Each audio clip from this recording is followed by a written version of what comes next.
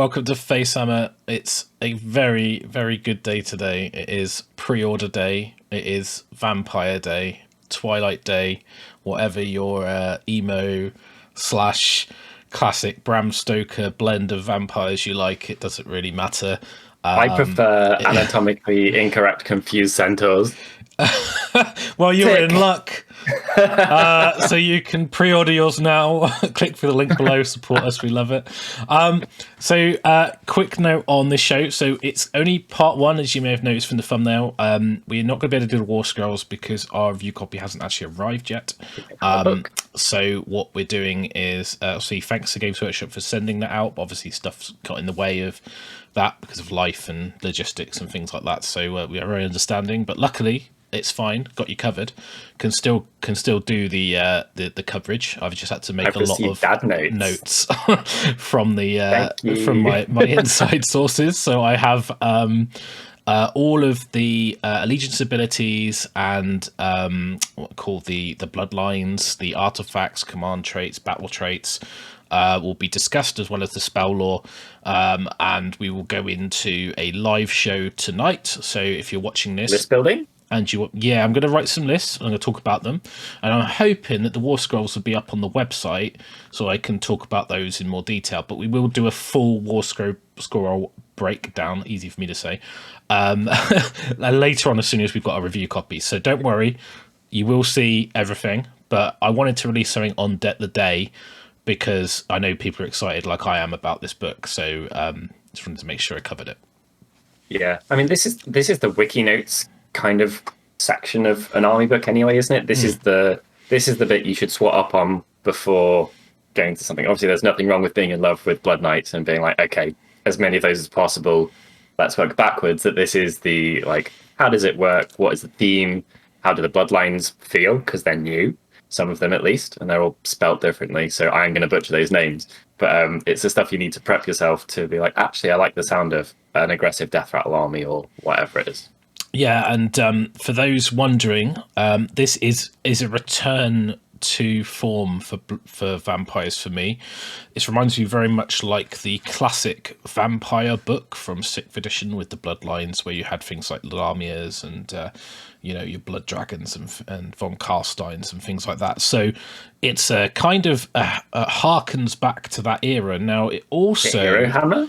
Is it because that was all about I start with my dudes and they are expensive and they've got 500 items or whatever? Is that still a real driving force? Death army, right? So any death army should be about the heroes, and this is no exception.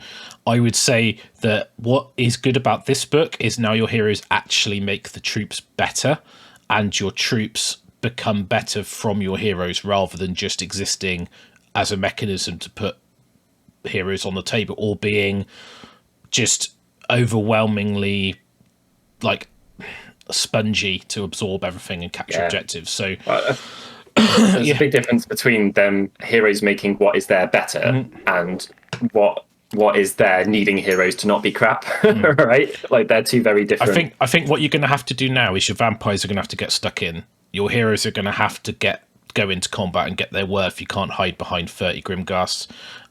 So for people who don't know, Legion of Nagash, the old book, is basically no more. This is a replacement for that book. Nagash is still around though, isn't he? Oh, he gets around. He's fine. He's he's still there, obviously. Don't believe the propaganda that's been put out by Techless. We just ignore that. So Nagash is still around, and in this book as well. But obviously he's still Ossiarch Bone Reaper as well. So you're still able to use it. There's some rules for using Nagash in Soulblight Gravelords, so don't worry, fans of the big man. But things like Grimghast Reaper Core and things like that, you could forget about Nighthaunt unless they're allies, basically. So there's that whole weird crossover with Legions of Nagash is kind of gone. What is that allies pool while we're at this point? You asked me a question that I don't know the answer to, but I guess it's I assume it is Nighthaunt, Flesh Eaters. It'll be everything apart from Ossiarch Bone Reapers, from my understanding. Because Ossiarch Bone Reapers are Soulblight Gravelords can ally with Flesh Eaters and Nighthaunt. So because obviously, like Ossiarch Bone Reapers don't really get on with anyone. which is a bit weird because basically it means that Arcan can't be taken in this army. Yeah. Because he's Ossiarch Bone Reaper book. He's not in this book. He's not in the ally pool. So Arcan is just an Ossiarch Bone Reaper model now. So where in Legion Nagash you could take Arcan, you can't take Arcan as an ally or in the army. I am confused, but okay. That's a change. The lore, if you're into the lore, it makes sense. No. But yeah, so this is very much Manfred and Neferata. This is it's vampires. So if you're not a vampire or a lackey, and Arcan is not a lackey or a vampire, so he's a lich. So it kind of makes sense. I kind of like the fact that Arcan's got his own space and he's in the elite place. So yeah, he's still my bro. He's still awesome. I still love him. So yeah. Anyway.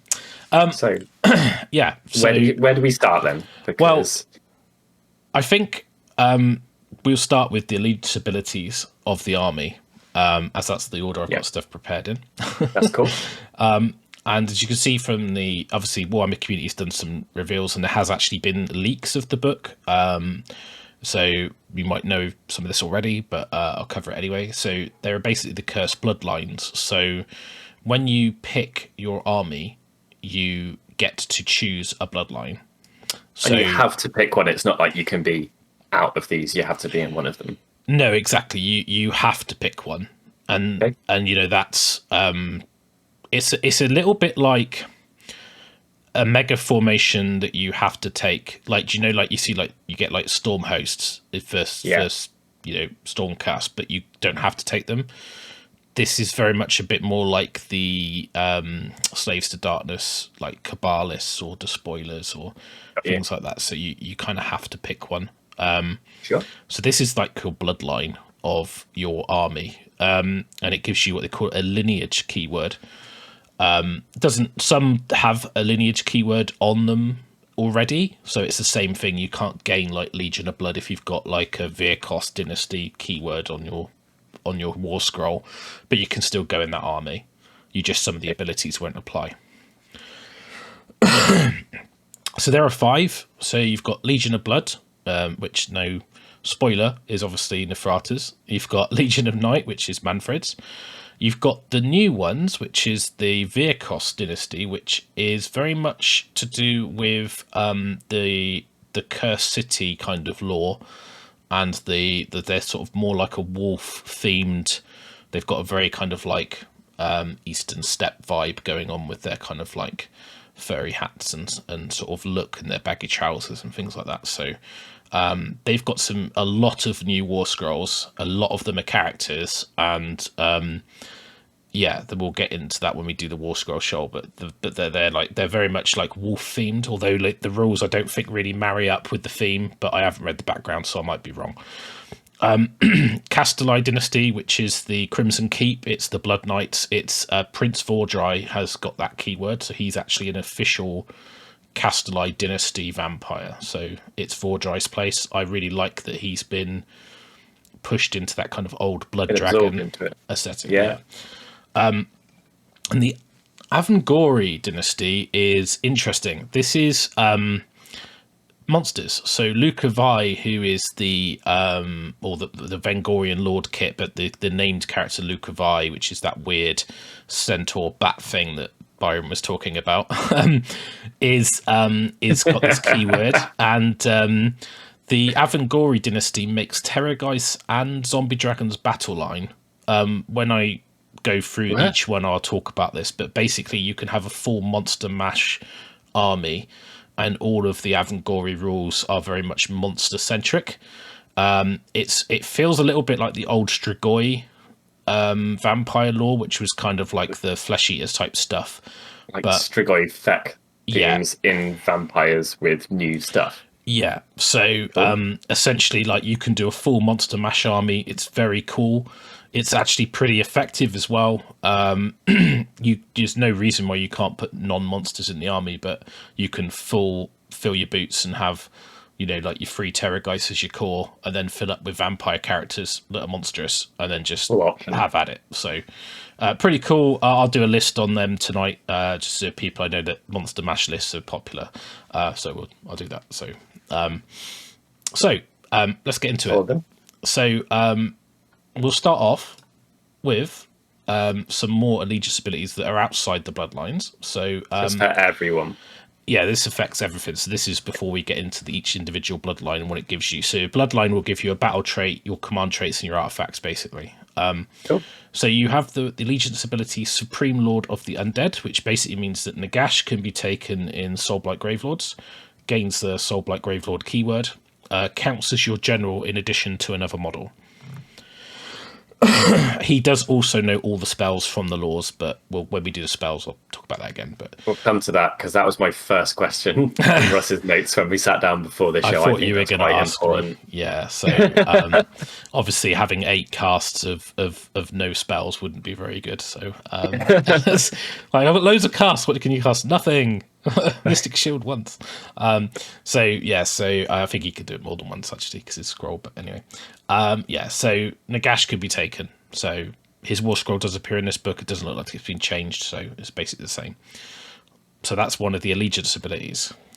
Next one, the Unquiet Dead. So this is the graveyard markers rule, which has changed quite significantly when we get into the healing, which will warrant some discussion if anyone who's played a lot of Legion of Nagash or Legion of Grief will know.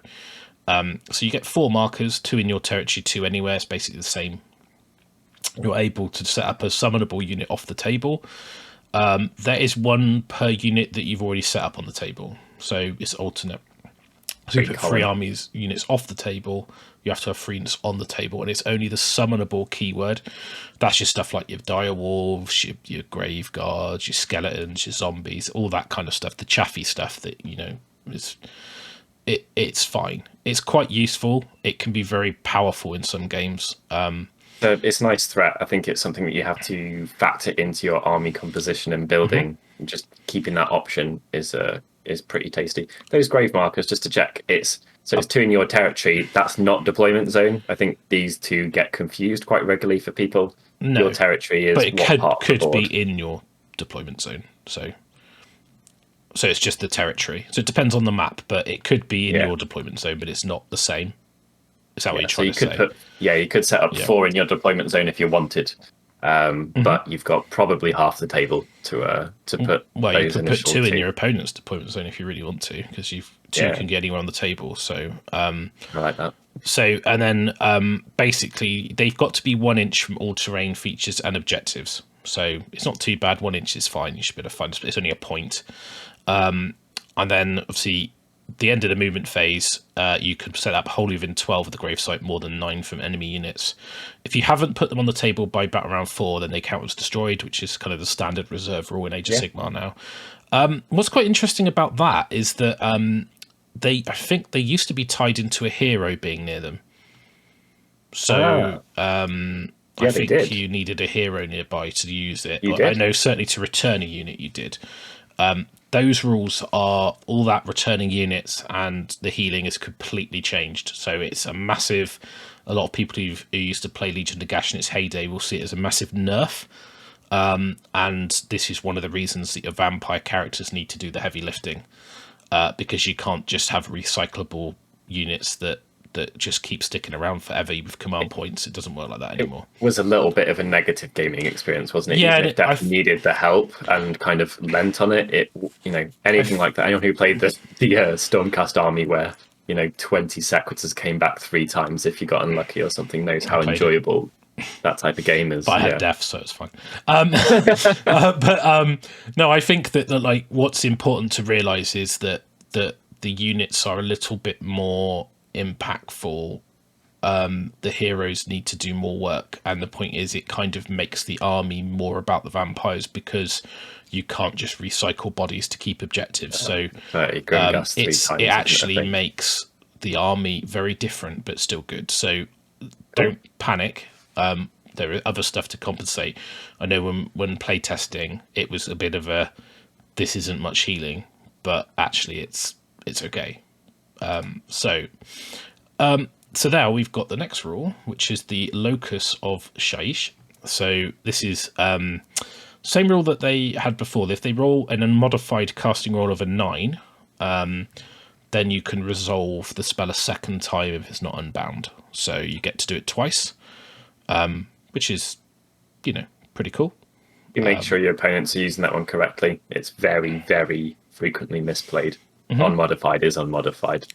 Nagash doesn't get it when you roll a 5 on a spell, or whatever. No, exactly. And I think as well it has to be from those 2 laws, so you don't get it if you cast Mystic Shield or Arcane Bolt or another spell that they have in their book, which we'll get to later, which isn't in the laws, so you don't get to do it on that spell either, which is a little bit weird, but anyway.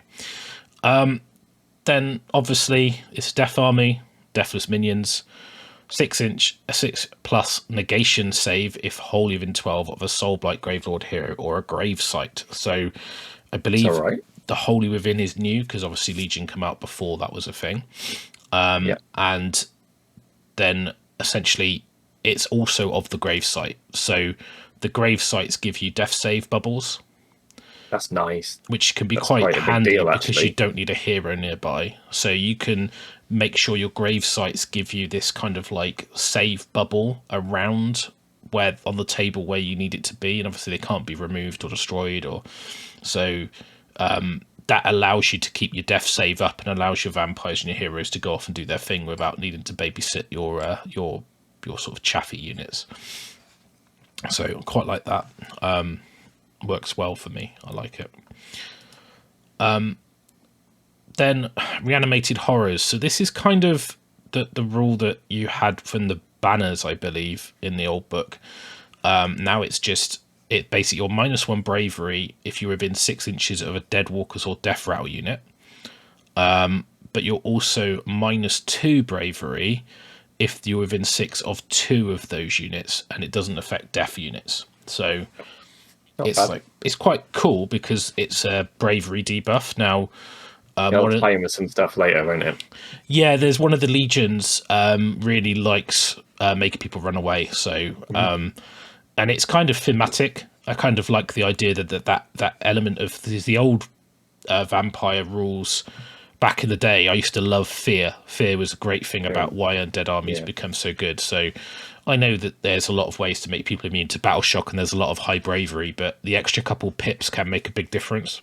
I also like it's just not you're not looking up to see if their banner does this, or it's just quite nice that that is it feels thematic that it would just be pretty much army wide for those 2 keywords. Yeah, I did find it unusual because it's not from the vampires; it's just from Death Rattle and Dead Walkers. Like vampires are fine; we're not scared of them.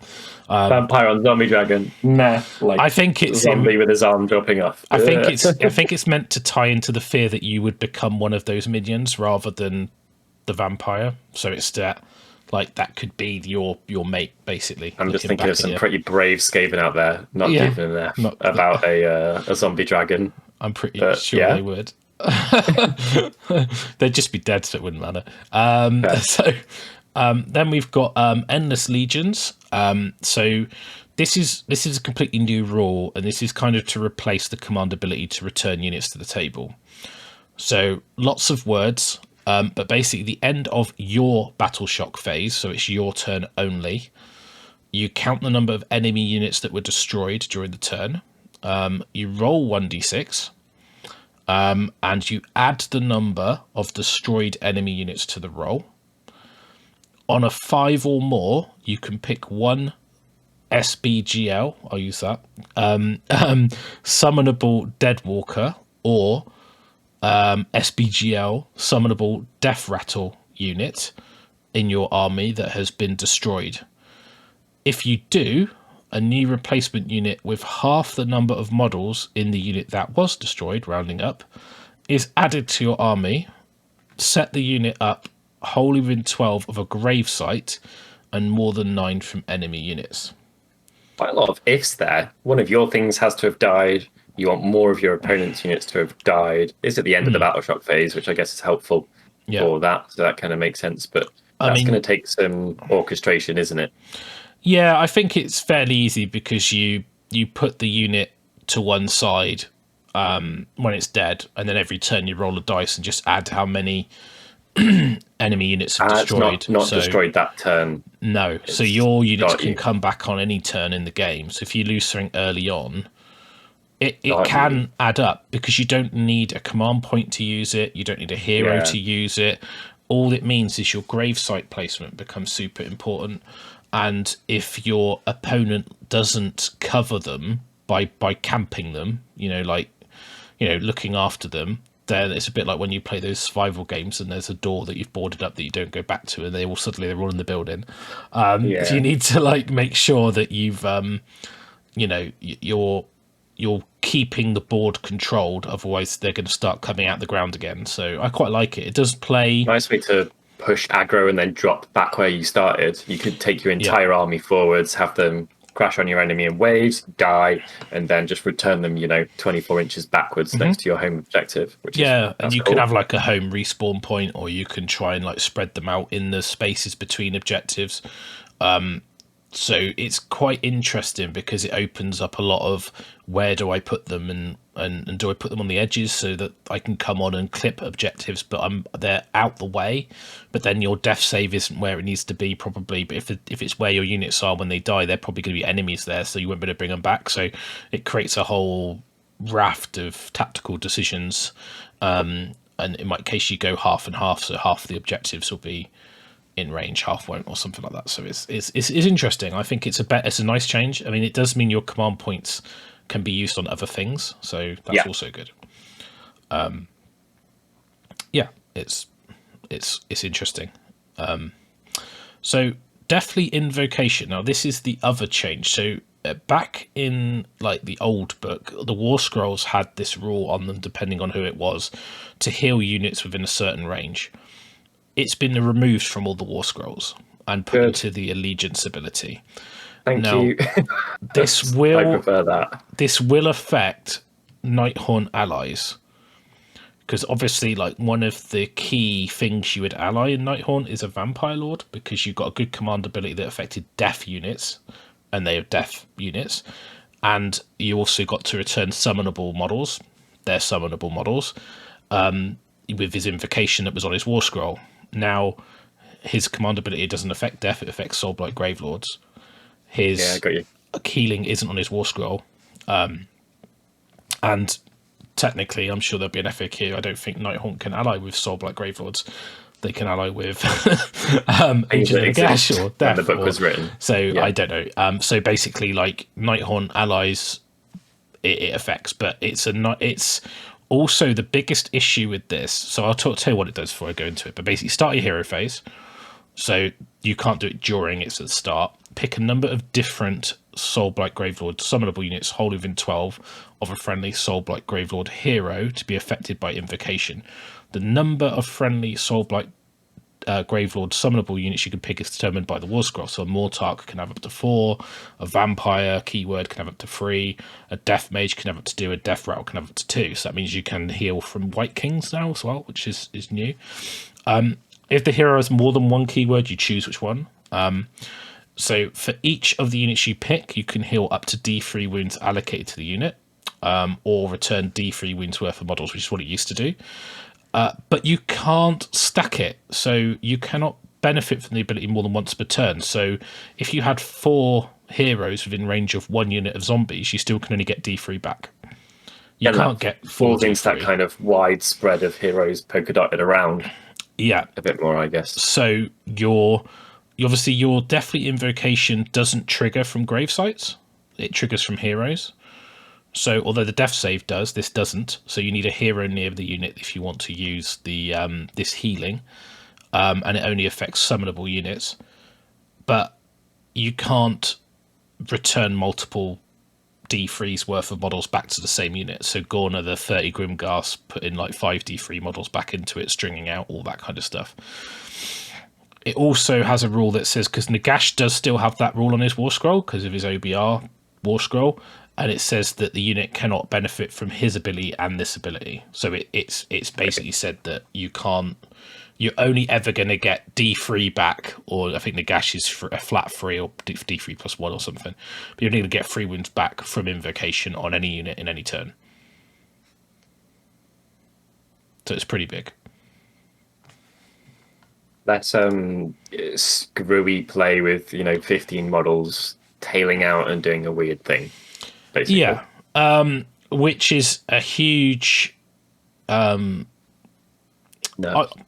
yeah, it's want of a better word, it's a nerf, but it's a nerf I think which is better for the game, because I think I agree. Def really suffered with pointing, because they were like, what if you string them out or you heal 5d3 worth of X, or what if you're wanky, basically. Yeah, and like, to be honest, like, the only way you could really be effectively competitive with Legion of the Gash was to use that rule and abuse it. And if you didn't, you kind of were doing yourself out of the only reason the army could stand up on its 2 feet. Now, they've got a lot of new stuff in the book with allegiance abilities and war scrolls and command abilities and spells that should mean you don't need to lean on that rule. So I like it. Some of the other units have got rules on their war scroll that lets them heal. So, for example, skeleton warriors, when they fight, you roll a dice for every model that was destroyed in that turn, and on a 4+ it stands back up. So you get healing on those units, but it's different to the D3 models. And the skeletons are really cool if you've used in Van Hels, because you can do it more than once, which makes it really cool. But it does have some limitations. But when we did the War Scroll show, I'll talk more about that. Cool. So that's all the core stuff then. That is, it's a lot. It's a lot of Bloodlines. allegiance rules. It's like 2 pages. And we'll start off with the Legion of Blood. And talk about the battle traits. So these are the rules that appear, that are overlay over the top of your whole army. So you've got the Immortal Majesty, which is enemy units within 3 inches of and all of these, when on the notes here, I'll have a lot of the stuff cut out because it's a standard wording. It's friendly Legion of Blood vampire units. So this only affects vampires, but if they're within 3 of a vampire and they fail that battle shock, D3 extra models flee. So obviously, that if you have some dead walkers or death rattle units nearby and they're minuses to their bravery and they fail a battle shock, then extra D3 run, that could be quite big depending on what's running away. Yeah, well, -2 to bravery makes quite a big difference. Those units where you're normally like, well, I'm not going to care unless I rolled a 6. Not caring unless you roll a 4 is a very big difference. Yeah. And then this rule's really good. Favoured retainers. So ignore negative modifiers to hit and wound for melee weapons by Legion of Blood Death Rattle units, while they're wholly within 12 of a Legion of Blood Vampire, or wholly within 18 of the vampire hero that's a general. I sent you a picture of this one with the circle around it and a big heart, didn't I? Yeah. That is absolutely nuts. Now, in some battles, that's going to come into things 0, never mind. And in some, you're going to rock up to an army that has based a large portion of its synergy and theme around debuffing, and you're just not going to give a crap at all. Fiends are going to be quite scared of mass zombies or skeletons coming at them. All things, but like Nurgle, like Plague Bearers, that is a big difference on like so many armies. That is a huge difference on Hello Luminath. It's that is a really big deal, and I think the type of armies that you would have struggled with, given the changes that you've kind of already outlined with the book, you're going to have to go over there and kill stuff, and some of the worst matchups you would have had, this would do a very good job of countering. Obviously, those people are going to be prioritizing your characters, but welcome to playing vampire counts. Yeah, and Black Knights become core in Legion of Blood, so obviously gives you a bit more death rattle goodness. I think Graveguard are a great choice because of that, because they're elite. I use that term loosely. Elite combat units with ignoring modifiers. Yeah, they're kind of like cut price elites. Black Knights are not elite at all. they always give them a run for their money. So don't rush out and buy them. Probably as well. Don't rush out and buy them. Command traits for Legion of Blood. So both pretty good rules. Now, each legion has its own set of command traits and artifacts, so we'll go through those next. Now, I'm hoping that these are clear. I've made shorthand versions of what they do because there's a lot of text and I didn't want to type it all out. But yeah, so there's no point doing this if we put all that information on the screen. This is the wiki notes on what you need to worry about. So you've got premeditated violence. So if an unmodified hit or wound roll is a hit roll for an attack with a melee weapon, I should say, not hit or wound roll, is a 6. That attack scores 2 hits on the target instead of 1. So make a wound roll for each. So it's only on the hit roll, so ignore that. That's an error on my part. So you also have the Soul Crushing Contempt, which is -1 bravery for enemy units while they're within 3 of the general. So it's another bravery debuff. Not as exciting as the other stuff here, though. No, in my opinion. You've got the Aristocracy of Blood. Reroll charge rolls for friendly Legion of Blood units while they're wholly within 12 of your general. Pretty good. Remember, you can pop up your unit, so that has more power, perhaps, than you would think. One of my favourites, Aura of Dark Majesty, is just -1 to hit in melee that target the general.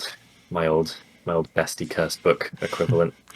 And Walking Death is the next one, which I used to take all the time, as it was counted as the war banner for bloodline power on my old battle standard bearer. So it's got a little soft spot for me. So that one. Are you going to be keeping that soft spot for this? No. So if the unmodified wound roll is a 6, it inflicts mortal wounds to the damage of the weapon.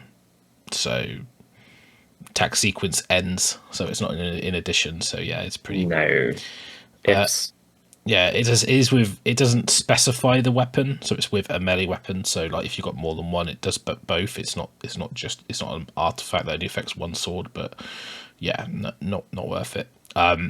Sanguine Blur. Friendly units that start a pile in wholly within 12 can move an extra 3 when they pile in.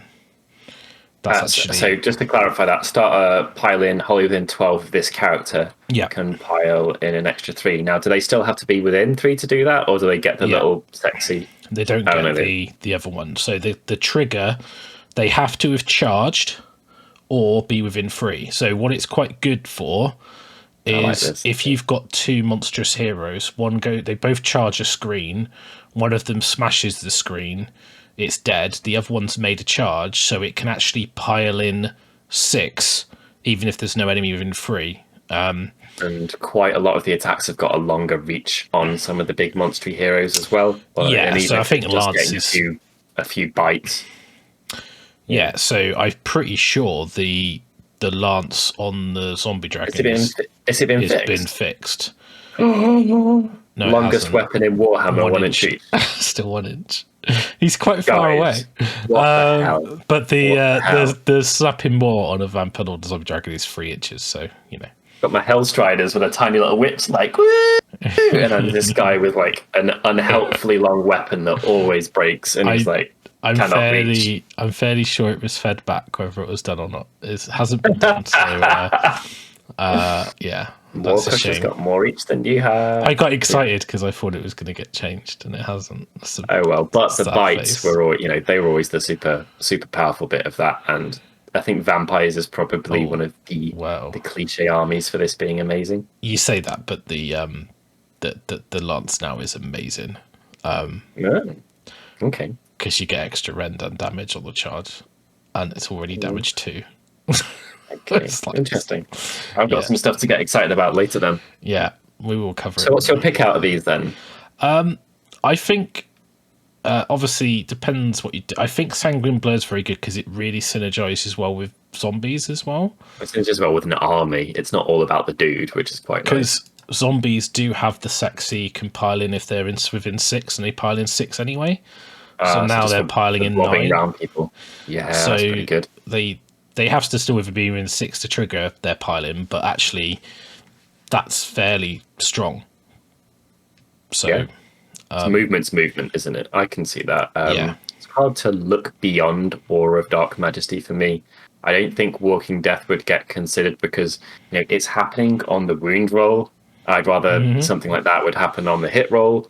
and it's not in addition, so it's just too many. You probably find conditionals that there for me. the previous one, which is 2 hits on a hit roll of 6, is better because I know they get a save and you got a wound, but I think it's you could double the damage, really, couldn't you? So. Yeah, vampires tend to have fairly high quality attacks as it is, so the likelihood of them having decent render or whatever is also fairly high. So yeah, I think there's quite a lot of good choices there.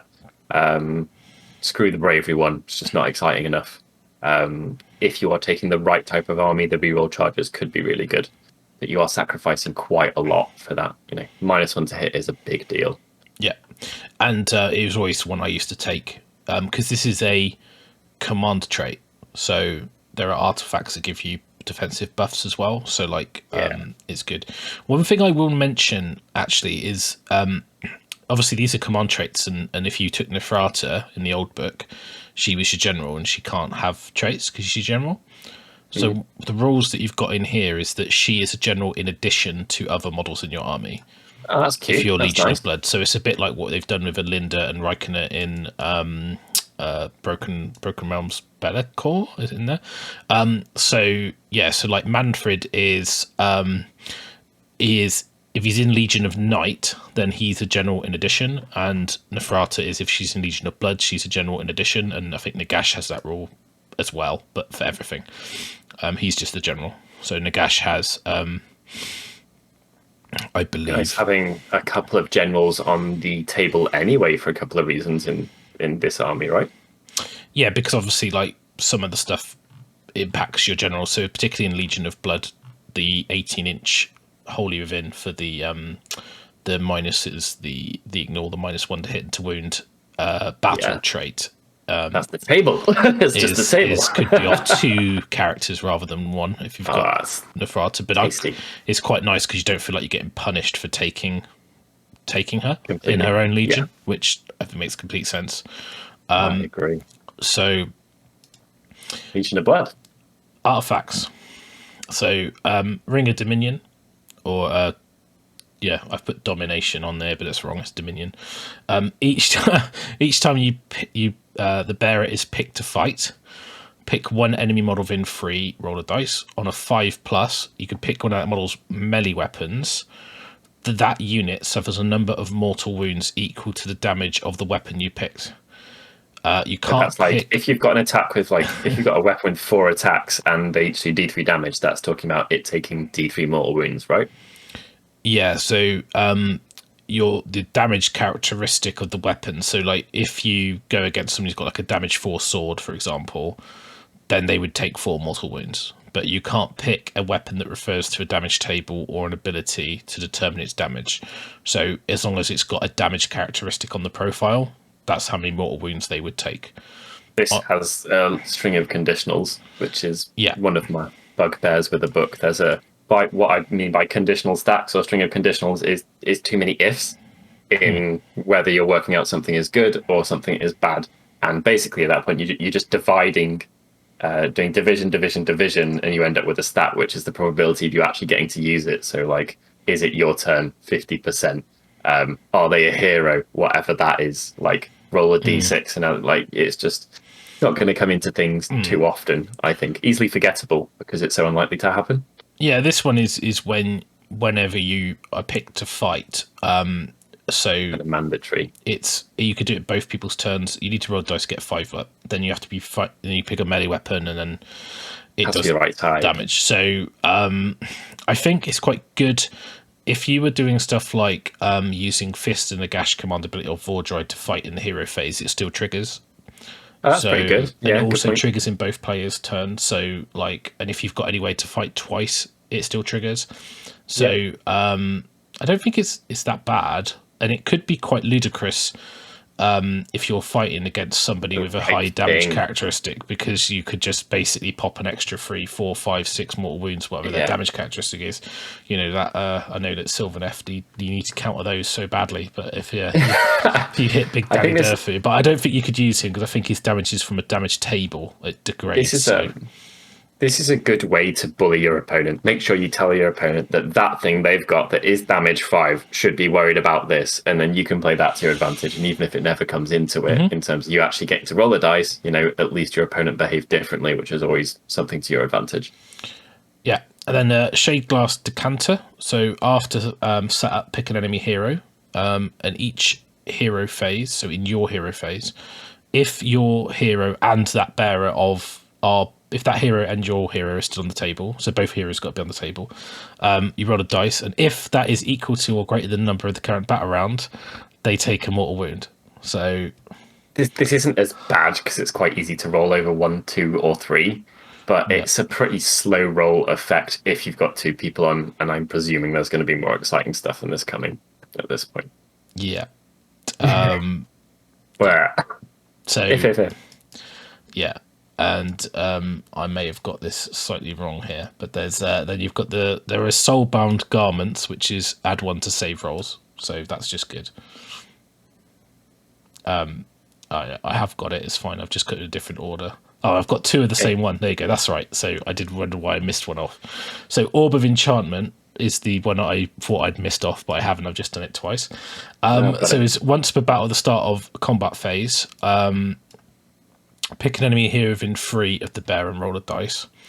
On a 3+, that hero cannot be picked to fight in the phase. So it's very powerful. Because it's at the start of the combat phase. So if they charge you, you can still do it. And it's quite a high chance. It's 66%. So it's going to really your opponent's going to have to think really hard. Do they chuck a hero into your hero? So it's quite a nice counter to big people like the coming. Again, it's a scary thing to tell people about. I do think if you're playing better players, though, they'll very possibly be able to get around this with pile-ins. You know, if that if the person wearing this isn't just standing on their Todd, then they can go to something 3.1 inches away, just pile in a little bit more. And because it has to happen at the start of the combat phase, you won't have had the opportunity to nominate to use it then. Correct. Yeah.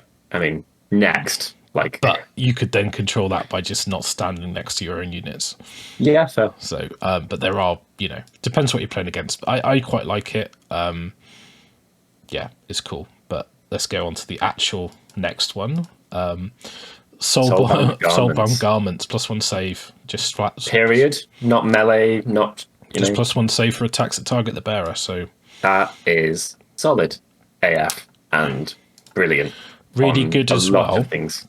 Because if you're in Legion of Blood and you've got Nephrata, so her spell, which is ethereal, is slightly different to ethereal because it says ignore negative modifiers, but not positive modifiers. Oh, 2+ ignoring negs. Nice. And she comes as standard with a 3+ save now because they've buffed the saves on Nephrata and Manfred, so they're 3 up, not 4 up. So her spell, which is Dark Mist, it could cast on the Soulblight Gravelord unit Hollywood 12, ignore negative modifiers. Nice. So, okay. Perfect, right? She's also got a command ability, which subtract 1 from hit rolls for attacks made by melee weapons that target Soulblight Gravelord units wholly within 12 of this model. So she has a command ability that gives her a bubble negative to hit. And obviously you remember she used to have that anyway, but you could use it once, but obviously you've also got a command trait that gives you -1, that's -2 to hit now. So yeah, really good. It's you can see that there's some good defensive synergy, and I think once you get the bigger picture and look at everything in itself, the synergy is really useful because obviously you can see how this stuff stacks to give you more effect. But yeah, Soulbound Garments is really good because it's just a flat +1. Your vampire and zombie drag goes to a 2+ save. Then you can being able to protect yourself against shooting in vampires is historically been quite difficult. So it's a big deal. Yeah, it is big. Then Oubliette Arcana. I actually quite like this. So I wanted to say it. I haven't read it. So this is once per enemy hero phase when an enemy was successfully cast a spell within 18 of the bearer, and the spell is not unbound, even if you tried to.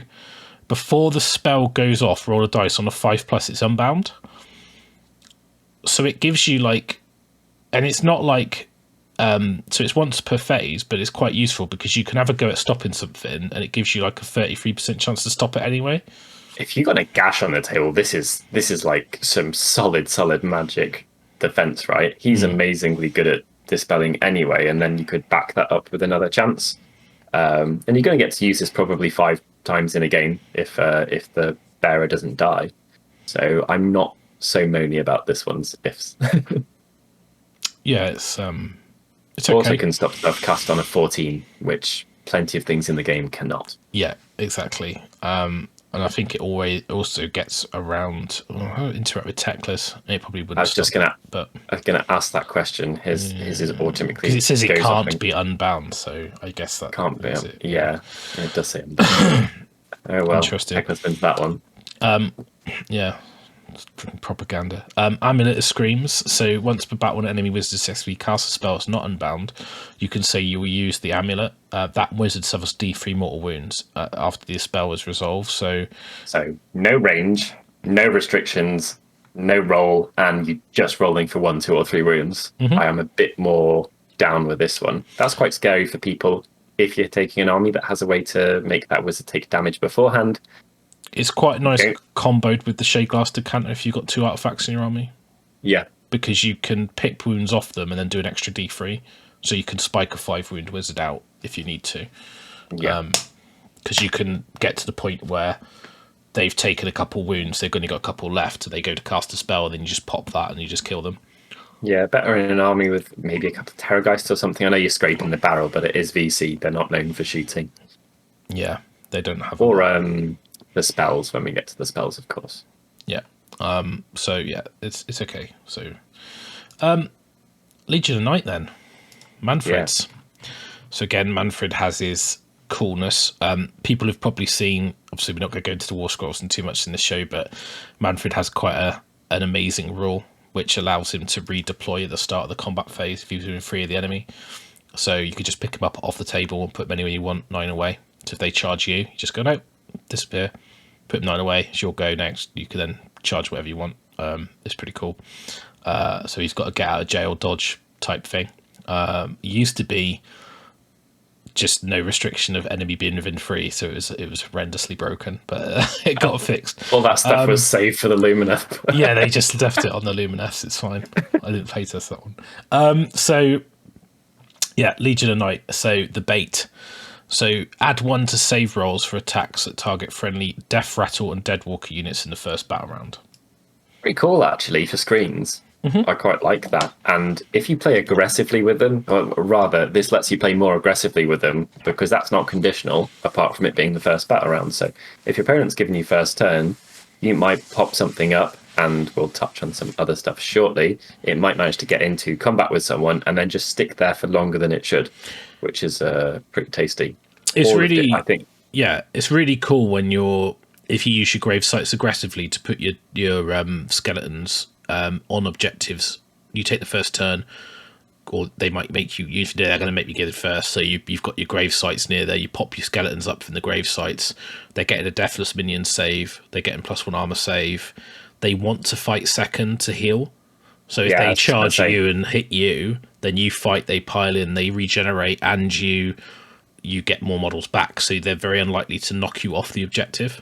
Yeah, and if they do manage to wipe the unit out, then you've got a chance to bring it back with the 5 up. So although it's only half strength, but this is kind of how you need to play with those units. You need to play them like that because you need to get the value early game to give you more rolls later on to give them back.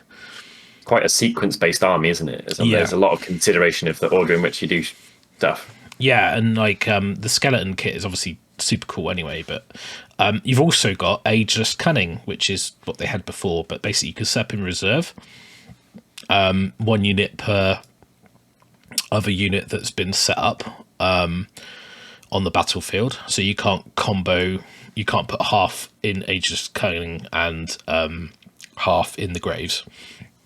You still have to have models on the table, but you can do, it's a 1-to-1. So if you put 1 on the table, you could put 1 in the grave and 1 in ambush. So it's but then you set those end of any movement phase, wholly within 6 of the battlefield edge and more than 9 from enemy units. And if they're not on the table by round 4, they're gone, dead. Well, There's quite a lot of flexibility with where you are on the table. This is a pretty dynamic undead army, isn't it? Yeah, and they've always had this rule, Legion of Night. They just weren't, and they used to have the +1 save if they were in your territory. So they're very similar. I think the difference is Manfred is now a boss. Like, he's got a better armor save. He's better in combat. He's got this amazing ability where he can redeploy. He's not necessarily, he doesn't have to be, he's your general, but not your general. Also, Vargheists become battle line. Oh, okay. And they have an innate ability on their war scroll, which allows them to set up in the sky. Oh, nice. They can swoop down 9 away anywhere on the table. I think I discovered my army. They're really cool. Like I mean, they're like, always loved them. Yeah, I'm a big fan. Always been a big fan of those. So I was just going to try and find them to double check it, but I'm struggling because they're hidden away amongst the bazillion Curse City war scrolls that no one can play because they can't buy them anymore. Sorry, that's going to get me cancelled. So Death's Descent. Go for it. So instead of setting the unit up on the battlefield, you can place it to one side, so it's circling high above as a reserve unit. If you do, at the end of your movement phase, anywhere on the battlefield 9 away, and start, if not on by turn 4, they're dead. So it's another unit that you can ambush. So pretty cool. Are they the ones that have a screen, or are they the melee? No, that's Crypt Flayers. They're just melee, so they're damage 2. Yep. They get extra attacks and stuff. They're kind of vampire-y bats. So very fast to paint and tasty models. So if you want to get an army on the table quickly, they are a very good place to start if they're battle line. Yeah, and they're not too bad. They're pretty good. So command traits. These are good. A lot of these are cool, in my opinion. Yeah. So above suspicion, the general can set up an ambush using Ageless Cunning. And at the end of your movement phase, you can set up the general anywhere 9 away rather than within 6 of the edge. So it's basically less restrictive of where you can deploy. And also, it doesn't affect the fact you need to have a unit on the table because if this general is set up in ambush using Aegis Cunning battle trait. So it's okay. I don't really think it's that useful. I don't think it's one I would be using. Swift form, +2 to run and charge for the general. That's very good if you're ambushing. Like, just +2 to your charge, you're 9 away, it's a 7 rather than a 9. Yeah, it's a big difference, isn't it? You've got Unbending Will, no battle shock tests for Legion of Night units while they're wholly within 12 of the general. So again, you don't really care because you're bravery 10. Boring. It's like, yeah, whatever. I mean, particularly if your units are Vargheist and small stuff, that's less relevant. Maybe if you've rocked up with lots of 40s of stuff. It might be relevant for skeletons because the problem with the skeletons standing back up that have already died in the phase, they still count towards your battle shock. Yeah. So if they kill 20 skellies and then 10 of them stand up, you've still lost 20 skellies. So that's still minus 20 on your battle shock. So it's if you're running 2 big hordes of death rattle skeletons, you might want that because just to save your command points. But it's no fun. Let's talk about making things hit harder. Yeah, let's go into the more interesting ones. So Merciless Hunter.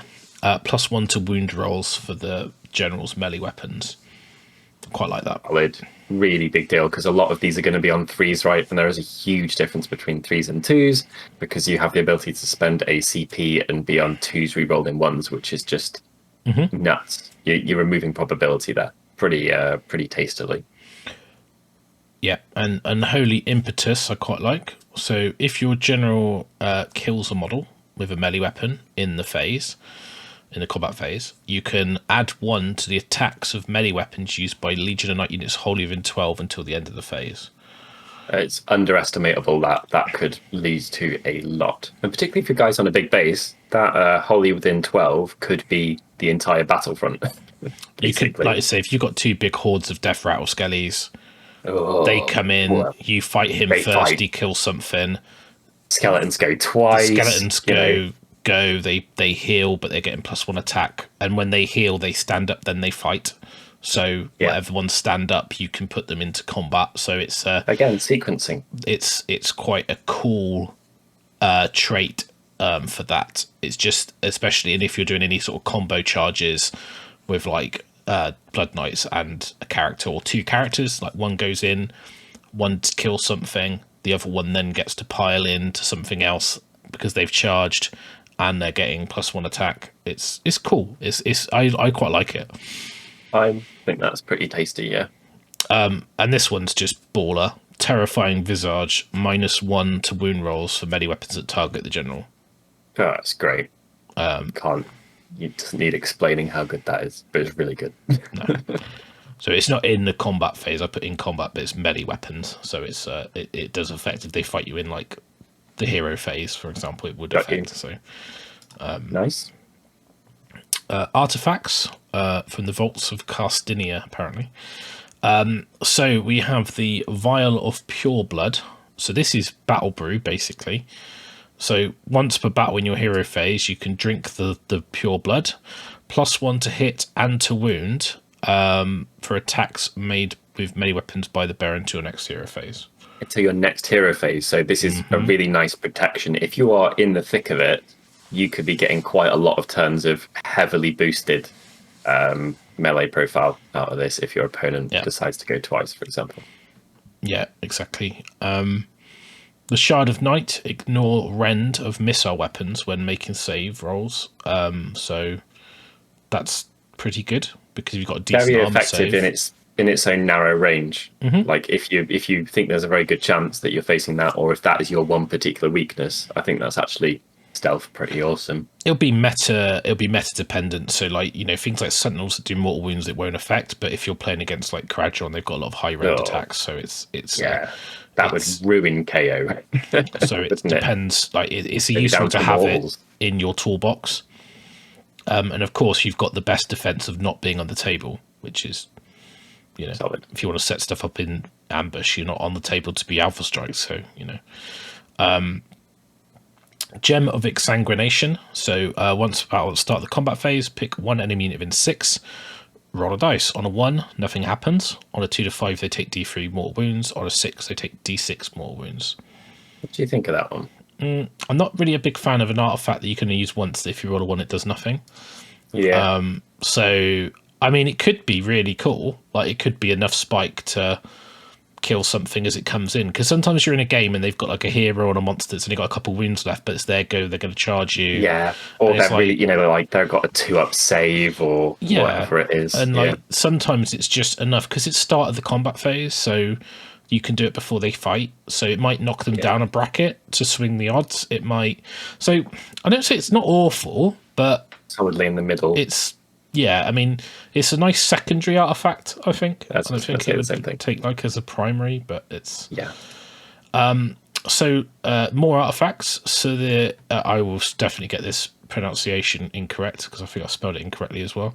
The Chiropteran Cloak. I don't know.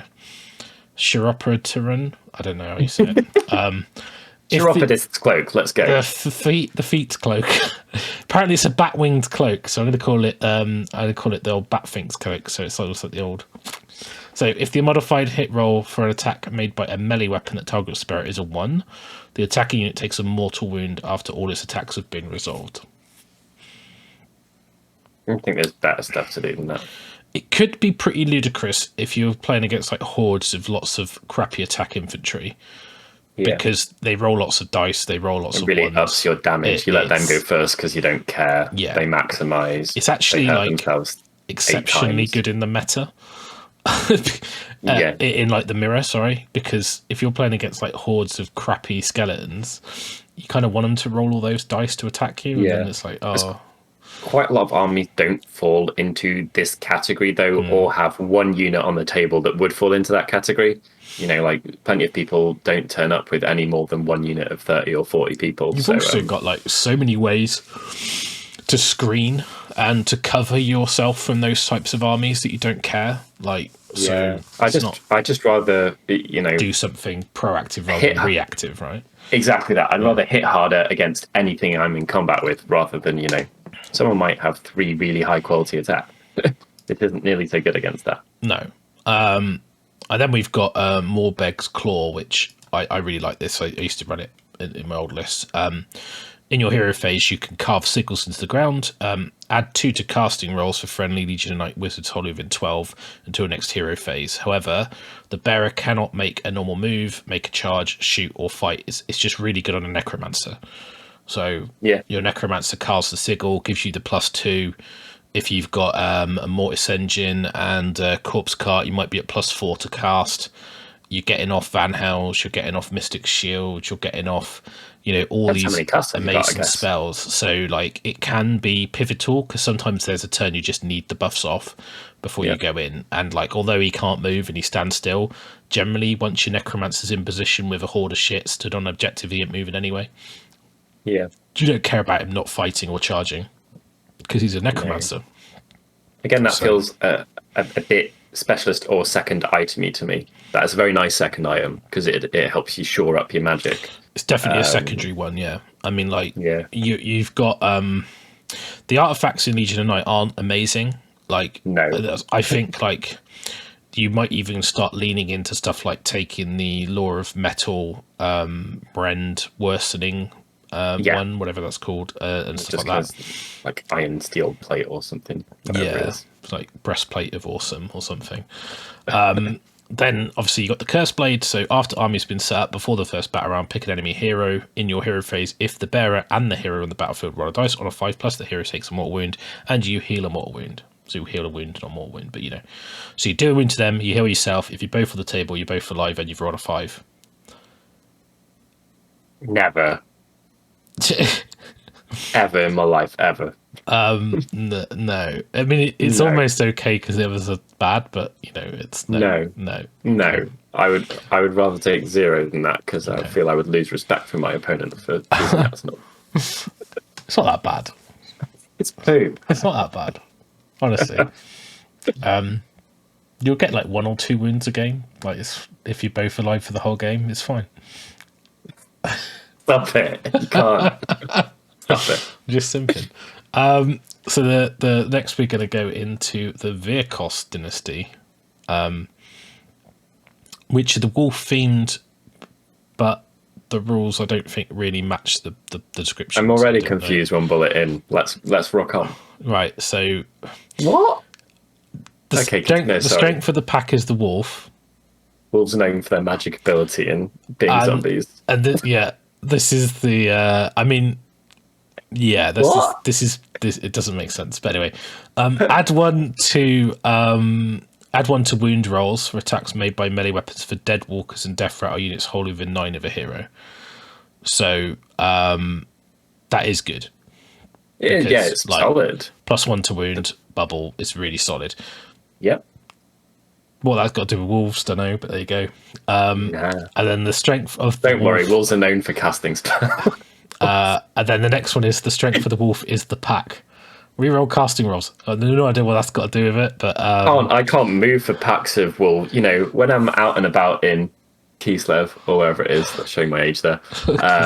It's just I just can't move for gangs of wolf youths on the corner casting spells. I think the lore just I am being a bit tongue in cheek because the lore is so Virkos vampires draw strength from the animalistic curse running through their veins, a curse that seems to be magnified in the presence of their kin. So I think the idea is that your magic ability is bolstered because of the curse, but it would be nice if it had some interaction with being whole within 9 of another unit like the other one. I don't know why it's only just a flat roll, but anyway, it's fine. This is not the end of the confusing names and abilities, so first one makes sense. So pack alpha, so the command traits. I should say that in Virkos, a lot of the new heroes are Virkos, so they're like all the stuff like Lady Belladonna and I was going to call him Radagast the Beast, but that's the Radagast the Brown is from something else. So the Radukar the Beast and like Lady Annika and the Rat Prince, they're all Virkos units basically. I don't think they change your battle line at all. I'm just checking. No, they don't. So there's no benefit to that. I think this is quite a strong allegiance if that's the right word. A lineage. Presumably they've got some tasty command abilities. Yeah, so like Radakar the Beast, he can actually like bring a unit of direwolves on for free, like 10 direwolves. So like you can do stuff, and Belladonna is very good. So it does make, and I think the +1 to wound is extremely good as well. Oh yeah. So like just because like it's so hard to get bonuses to that role. And if that unit's going twice, both of which could be eligible to go twice, and you know, you can buff your hits by hitting twice, but being able to buff wounds on a potentially average unit does make a big difference. Yeah. So Pack Alpha, use a command ability without spending a point once per turn. Historically tasty. So yeah, it's just efficiency, isn't it? So it's a good resource of getting 5 command points throughout the game. So it's not a bad one. I wouldn't say it's too bad at all. Then again, you've got Driven by Death Stench, reroll charges for units wholly within 9. So again, solid. Worse than within 12, but still all right. Yeah, still good.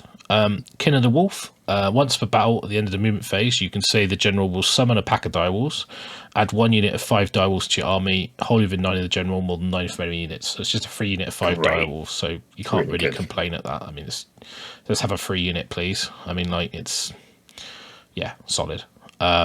It's also quite nice because you can use it as a screen for your general when he moves very fast. So if you've got a guy on like Zombie Dragon, you've cast Pinions, he's moved like 25 inches, then you go, right, I'll put this unit of wolves in a circle around me.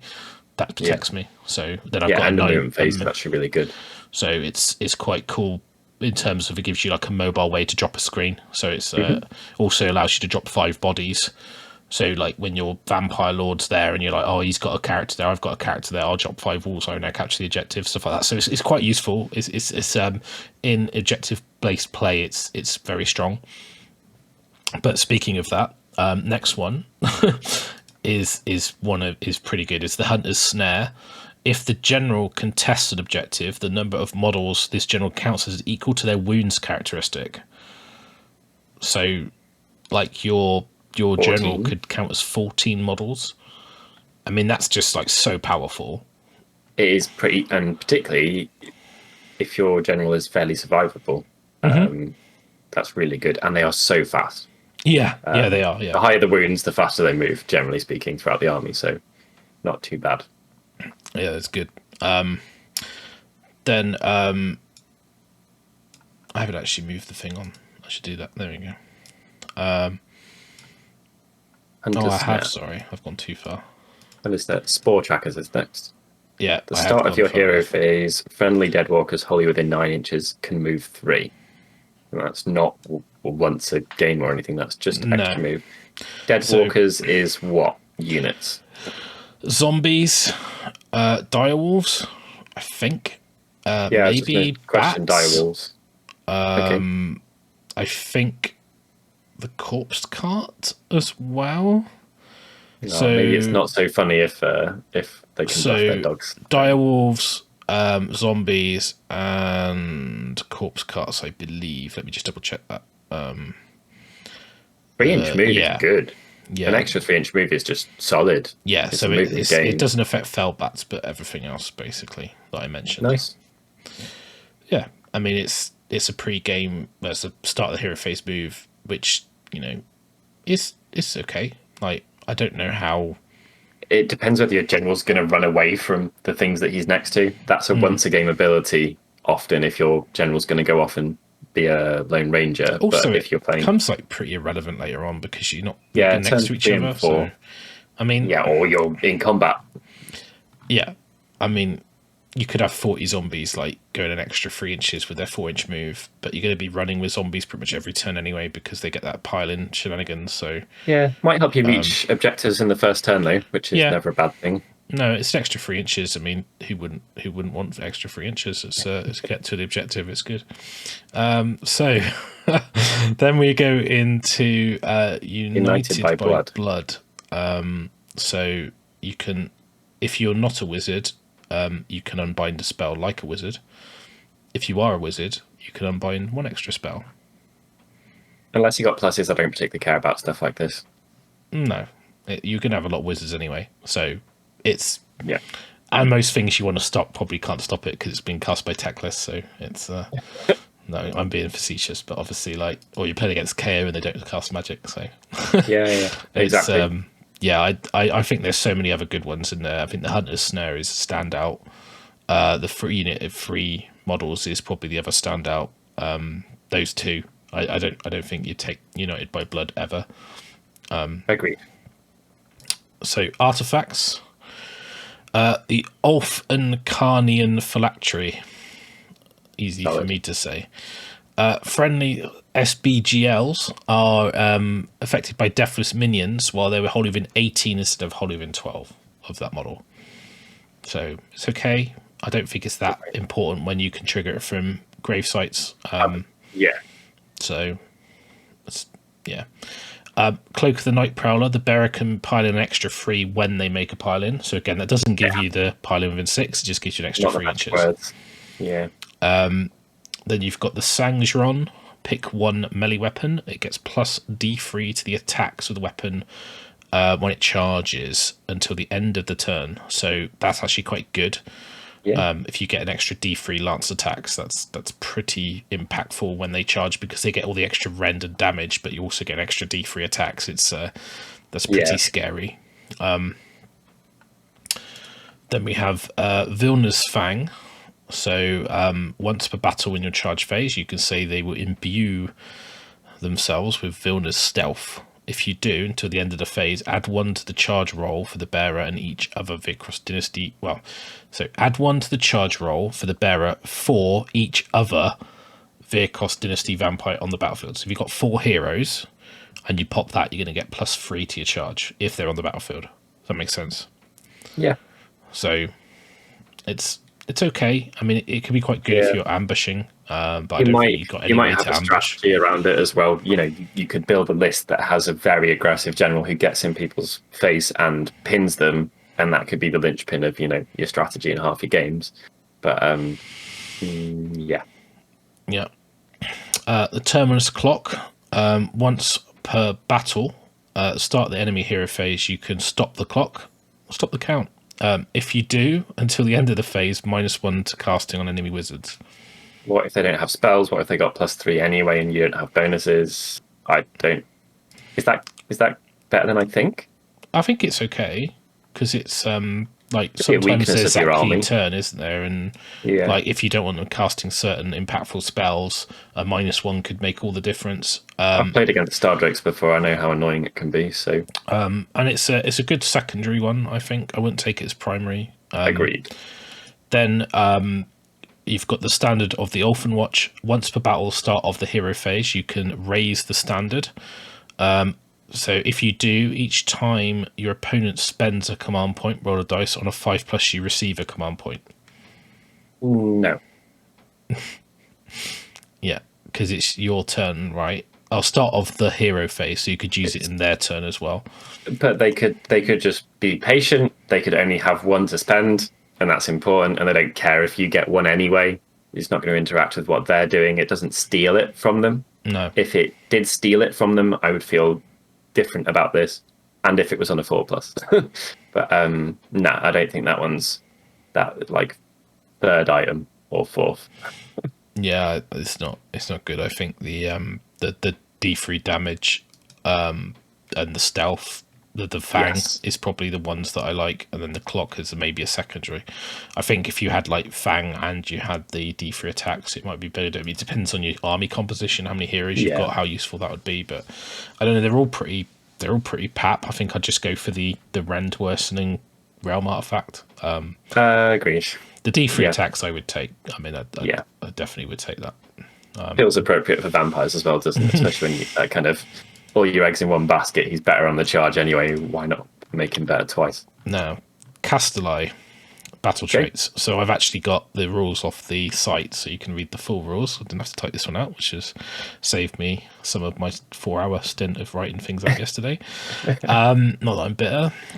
So Shifting Keep. So this is Raw Dries. This is the Blood Dragons. This is Blood Knights, a battle line. This is cool. This is going to be very popular. So instead of setting up a Castelle Dynasty Blood Knight unit on the battlefield. Place it to one side and set up an ambush. You can set up one unit in ambush for each one to set up. At the end of a movement phase, of your movement phase, you can set one or more of these units wholly within 6 of the battlefield edge, 9 from enemy units. So it's the same really as the Ageless Cunning. Yeah, so charge bonuses are going to be Bloodlines. particularly useful in this army if they do feature anywhere. Yeah. And then you've got, this is I really like this. So this is the Might of the Crimson Keep. So each time a friendly Castelle Dynasty vampire unit destroys an enemy unit, that friendly unit gains the relevant ability for the rest of the battle. You can't have the same ability more than once, but obviously it depends what you kill. So if you kill a hero or a monster, you get +1 damage to all the melee weapons of the unit, excluding mounts. Oh, this is so cool. Yeah. So if you kill a enemy unit that had wounds of 3 or more, that's not a hero or monster, you get +1 to the wounds characteristic of your unit, Cool. which makes them wound 4 rather than 3 wounds each, which is actually quite big. Means you can't heal one back. Can't anyway, because they're not summonable. Okay. They used to heal. They do have a rule where they heal wounds when they kill stuff as well. So it means that it's good to have wounded models rather than. Yeah. Then you have, if the enemy unit had a wounds characteristic of 2 or less, you get +2 to run and charge. So obviously you have to kill something, but it's particularly cool if you can trigger some of these on your units. Yeah, just like it's a nice rule. It's cool. Got a real temptation to try and fish for this stuff as early as possible to be able to benefit from it for the rest of the battle, right? Mm-hmm. Aggro, just aggro. I just think it's a cool idea that they absorb the power of the blood of what they fight. So yeah, I just think it's very thematic. I like it a lot. That's awesome. That's really cool rules writing. Yeah, and Blood Knights, just so people are aware what they do. Bucket-loads of attacks. Do bear in mind this is Castelle Dynasty vampire unit, so this affects Coven Thrones, Vampire Lord, or Zombie Dragon characters. Blood Knights is not just Blood Knights. So, although I'm talking about Blood Knights, your Vampire Lord and Zombie Dragon could get extremely powered up. Fucked in it, yeah. I guess it's also worth considering that you might be able to double down on the buffs via items or something like that. You could end up with like +1 to hit and wound or something quite easily. Yeah, so I mean it's like +1 wound, of the unit, and then obviously +2 run and charge is exceptionally good, especially if you kill something on an outlier and you want to come back into the game later on. It's very good. But Blood Knights are 3 wounds, 3+ save, 3 attacks, 3s for M1 damage 1. And the horse is 3 attacks, 4s, no rend, 1 damage. They get +1 damage when they charge. So if they have that +1 damage as well, they're damage 3 on the charge, which would be pretty horrendous. At the end of the combat phase, if they kill any models, they heal D3 wounds allocated to the unit, so that's quite nice. They've also got a Rider of Ruin ability that allows them to like move over units, enemy units, and do like mortal wounds. So they can kind of like ride off over a unit, but I think that will count as a retreat move. But there's some question about that. That might get FAQ'd. Don't know, but there's a lot of debate I've seen about that. But we'll cover that when we do the War Scrolls. So, but anyway, so Blood Knights are cool, which is the TLDR new models. They're cool. We like Vordry. He's Castelle. We like Zombie Vampires or Zombie Dragons. It's all good. It's all fun, right? So now command traits. So Beacon of Bloodshed. Once you've made a charge with the general, pick an enemy unit within 1 on a 3+ to take D3 mortals. So it's okay. All right. Not really that excited about that. Twice a game, you'll get a chance at it. 3 times. Yeah, it's not the most interesting. So Master of Retaliation. This got changed because it was horrendous before, so I'm glad it's changed. The end of the combat phase, if any wounds are allocated to the general, you can pick in that phase, basically they take damage in that phase and you were not dead. You can pick an enemy unit within 1 of them and roll a dice on a 2+, they take D3 mortal wounds. bit of an issue that you're so good at killing things and potentially wiping them out. It's really good when you're fighting against other like heroes, like monstrous things, because like so often they've just got a couple wounds left, or they've got a wound, and you're like, oh, I'll just ping you back. It can also be quite nice if you fail to kill something like Chaffee, and then you're going to be tied up, and they do a wound on you, and then you're like, I'll take D3. Yeah. If you're fighting two things and you put all of your attacks into killing someone's, large scary thing, and you've got two dudes pinning you, that's a decent chance of just making them disappear, which is not bad. So this one's quite interesting, power in the blood. So if an enemy unit is destroyed within 6 of the general, your general gains the relevant ability from the Crimson Keep battle trait, even if the general wasn't the one that killed them, basically. Oh, that's so nice. It allows you to go in with a unit or another hero, they do the killing, but it powers up both your models. So if you had two zombie dragons, so you had like Vordry and a Vampire Lord and Zombie Dragon, Vordry and the Zombie Dragon go in, Vordry kills whatever he's fighting, he gets the buff, but also your other Vampire Lord and Zombie Dragon will get the buff because he stood next to Vordry, so you can double power. So really nice for supporting knights too. Yeah, it really piles. I really like the idea of this double dragon Castelle army. I think it's really cool. Does that mean that you can wear a headband? One character will be able to benefit from 2 different Crimson Keep traits potentially? Well, you can all 3 of them. So as long as you get them from the same, like, it just makes it easier for that to happen in the same round, is what I'm getting at. Someone could destroy some 3 wound or more things next to him, and he kills a hero. Yeah, you'll get both. Yeah. Yeah, tasty. So as long as you're within 6 of the thing that dies, so it's nice. Yeah, it's quite cool. I think it's fun as well. Yeah, it opens up a little bit of like gamesmanship to try and power up as much as you can. So, then you've got Rousing Commander. So once per battle, at the start of the combat phase, you can say the general will rouse the warriors. Until the end of that phase, friendly Castelle Dynasty vampires wholly within 12 of the general benefit from all 3 of those rules for the rest of that phase, if they've not already got them. At the start of the combat phase, so that's not going to, like, so you don't care about the run and charge one? How do you mean?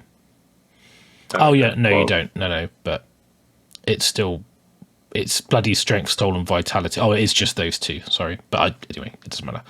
So it's the +1 wound, +1 damage. So yeah, that's fine. That's enough. The ones you care about are the ones you get. Yeah. So, but basically, so it's not all abilities; it's the 2 that are relevant. So, but yeah, so basically, like, it's quite nice because you can use the abilities to kill stuff to get the abilities permanently or different abilities. Yeah. So that's just scary as well. That could be a wall. That could be a I did a pre-test game and Vordry in 2 units. I put basically two Vampire Lord and Zombie Dragons and 2 units of Blood Knights in, and they all had +1 damage and +1 wound, which effectively gives your Blood Knights 5 ablative wounds that you don't care about. Oh yeah, it's like a temporary cloak. It's kind of not quite 5 ablative wounds, but it means that you're like less likely to go down to like no models left, or like lose a model that you would have lost. If you don't lose a complete model with them as well, and they heal. So it's like, but it's just the damage spike is incredible. Yeah. And then what's nice about it is that you're killing stuff. So you use that when you go in, then you get the benefit, you get the bonus, and then you've got the bonus for whatever you manage to kill. So it's quite cool. This is a really fantastically realised thematic set of rules. Yeah, the Castelle Dynasty stand out as really well thought out, really synergistic, and just really cool. Like, I mean, there's you can obviously tell that whoever wrote this was a big fan of that kind of blood dragon aesthetic and these things, because it's lent into it. And I think it's really cool. So it shows. So you've got Swift and Deadly. You can reroll charge rolls for friendly Castelle units while they're wholly within 12 of the general. Again, it's another great one. Yep.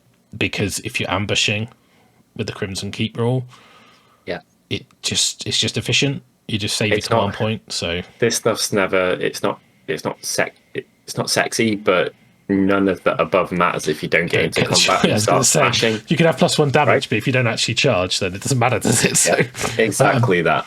So don't underestimate. Just you can't be effective if you didn't turn up.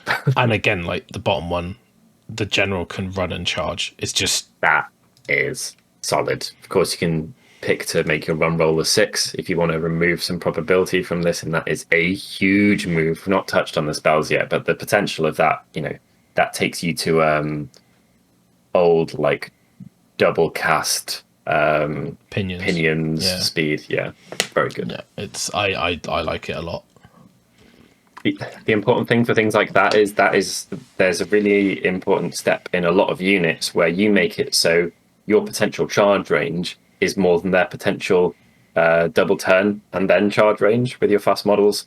So it's just like holding someone away from you with a longer arm, and you can threaten that, and it's not a spell either, so people don't get to stop you from doing that. Yeah. Then we've got the artifacts. So, Sword of the Red Seneschal. Pick one of the bearer's melee weapons. If any enemy models were slain by attacks made by the weapon, add 1 to wound rolls for Soulblight Gravelords units wholly within 12 until the end of the phase. Nice. It's still pretty good. The Blood Saint's Shield. Subtract 1 from casting for enemy wizards within 6 of the bearer. Don't care about that. I know you're fast, but that's unlikely to come up. If you're within 6 of him, you're probably dead, right? Yes. If you've got that close to their wizard, he's probably on the end of your lance. So I would say, he's not. It's only 1 inch away. Or he's in your dragon's mouth. Then shut up. So standard of the Crimson Keep. Subtract 1 from hit rolls for attacks made by missile weapons that target the bearer. I'm a bit disappointed that's not an AOE. Like that's not an area of effect type thing with standard. Yeah, it seems a bit. It doesn't really do it for me. Grave Sand Shard. Once per battle, start of the hero phase, you can crush the grave sand. If you do, add 1 to Deathless Minions battle trait rolls for friendly Soulblight Gravelords units wholly within 12 until the end of the turn. That is immense. I feel like Ben Kingsley in Sexy Beast. Yes. That is phenomenal. 5-up death save, like bubble like until your next hero phase. Oh, sorry, until the end of the turn. Sorry. So that is grim for your opponent if you are on the turn where you manage to make a lot of stuff arrive at once. Yeah, that is. It's just so good. Like a long way as well. Wholly within 12 of a zombie dragon. Again, that's basically a 30-inch circle. I mean, you can really like gangbusters your heroes up and be like, well, they've all got a 5-up death save now, so go for it. However, Fragment of the Keep, -1 to wound for enemy attacks with melee weapons within 6. That is good. That doesn't say 3 inches; it says 6 inches. Minus the wound is amazing. And it doesn't say if you hit the bearer. It's just if you're and it's units, it's not models. It's the curse book on crack. That is legit. That is amazing. Then the red casket. Once per battle at the start of your charge phase, you can draw the power of the red casket. If you do, add 3 to charge rolls for the bearer in that phase. Pretty good, but I'd rather have run and charge. But you can have both. Oh, because this is an artifact, so you could have run and charge and +3 to your charge. Oh, wow! So your Alpha Strike could really be very reliable. Plus, if you come on from the edge, you could basically get +3 charge 6 away, 9 away, so it's a 6. Charge phase, yeah, okay, that's nice. So, it also means that if you're not particularly magic-y or not particularly bonuses to casty, doesn't matter. Screw it. You don't need spells anyway. You can just do this with a way that your opponent cannot possibly stop, which is to turn up and be on the table. They are extremely cool. The Castelle Dynasty is definitely my favourite. 10 out of 10 for design and excitement and coherency with rules and theme. I love that. I think that's Plus, awesome. you get to use loads of sexy new models that look ace. Mind you could do that with pretty much all of them because everything's basically been redone, right? So yeah. Oh well, I don't know. What faction is Centaur Man from? He's the last weird one, isn't he? They're not in any faction. The Lucavi is Avangori, but the actual... So that's a Vengorian Lord. So the Vengorian Lord is actually really legit, like, in the army. So I'll just give you a little bit of a TLDR why they're so cool. So basically, the Vengorian Lord is like a mini Vampire Lord and Zombie Dragon. Okay. So it's a monster, but it's not a behemoth. It's a 12-inch move, 10 wounds with a 3-up save. Mm-hmm. So it has a Nightmare Miasma. So enemy unit within 3 of any models of this within 3 of any of models with this ability worsen the rend of that unit's melee weapons by 1. Ooh. So it's an AOE 3-inch. You're an extra worse rend. It doesn't mean when you hit you. That's reserved for spells, normally something that good, and that affects everyone. Plus, you've also got an artifact -1 to wound, so there's -1 to wound and your -1 rend, and then you could ignore rend. So if you took the realm artifact, so there's some good stuff in there. So they have like a rule where they have to roll a dice at the start of hero phase. If the roll's equal to or less than the number at the battle round, the model can run and charge, but it cannot command abilities until your next hero phase. So basically it's like it loses a bit of control and goes a bit feral. Mm-hmm. It heals D3 wounds if you kill a model, so it's a bit the same as on Vampire Lord and Zombie Dragon. They've got spells as a wizard. It's got a spell called Clotted Deluge, so it's on a 6. Became a unit within 12. Add 1 to wound rolls for attacks with melee weapons that target that unit. Ooh. So you basically like douse them in blood and it makes you guys go into a frenzy. Oh wow. Okay. Then it's got a command ability that so you use the command ability at the end of the combat phase. If any attacks made by a friendly Soulblight Gravelord unit destroyed an enemy unit, you can heal D6 wounds allocated to that Gravelord unit. You can't use it more than once in the phase on the same unit. So basically, if your Vampire Lord and Zombie Dragon kill something, he gets D3 wounds back because he's got the hunger. Then you could use the command ability and get another D6 back. So the Vengorian Lord is an amazing support piece. He's also got 4 attacks at rend 1, damage 2, and he's got 3 attacks at force freeze, rend 1, damage D6, with a 3-inch reach.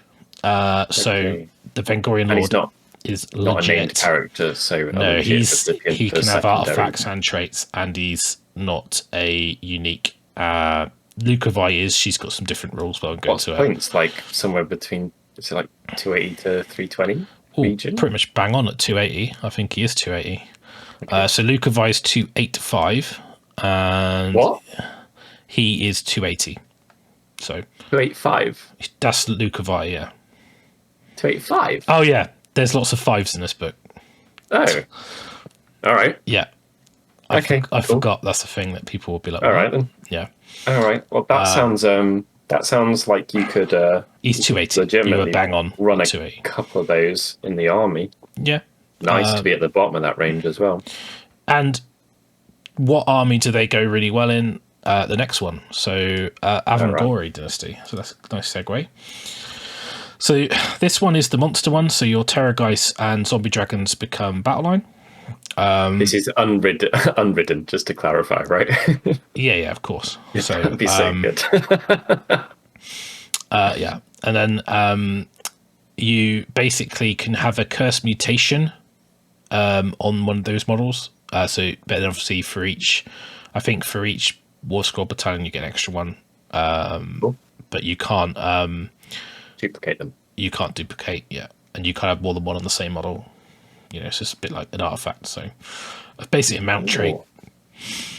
Then you've got Monstrous Might. -1 to wound rolls for attacks made by melee weapons that target Terrorgeists, Zombie Dragons, or Vampire monsters, unless you're a monster. So not bad. These are all keyword bold. So obviously your Vampire Lord or Zombie Dragon or is actually a. I think there was. We did see a draft. They did Vampire Lord on Terrorgeist, but I think they didn't have it because the model didn't quite work. But yeah, so you're -1 to wound rolls on melee weapons that target Terrorgeist, Zombie Dragons, or Vampire monsters. So although the Vengorian Lord is a monster, so it has the vampire and monster keyword, so it does have this ability as well. So that's -1 to wounds just innately. So it's pretty good. He's sounding like a good option. Yeah, not so mocking of his stature now. That does not mean I would be not modifying his stature.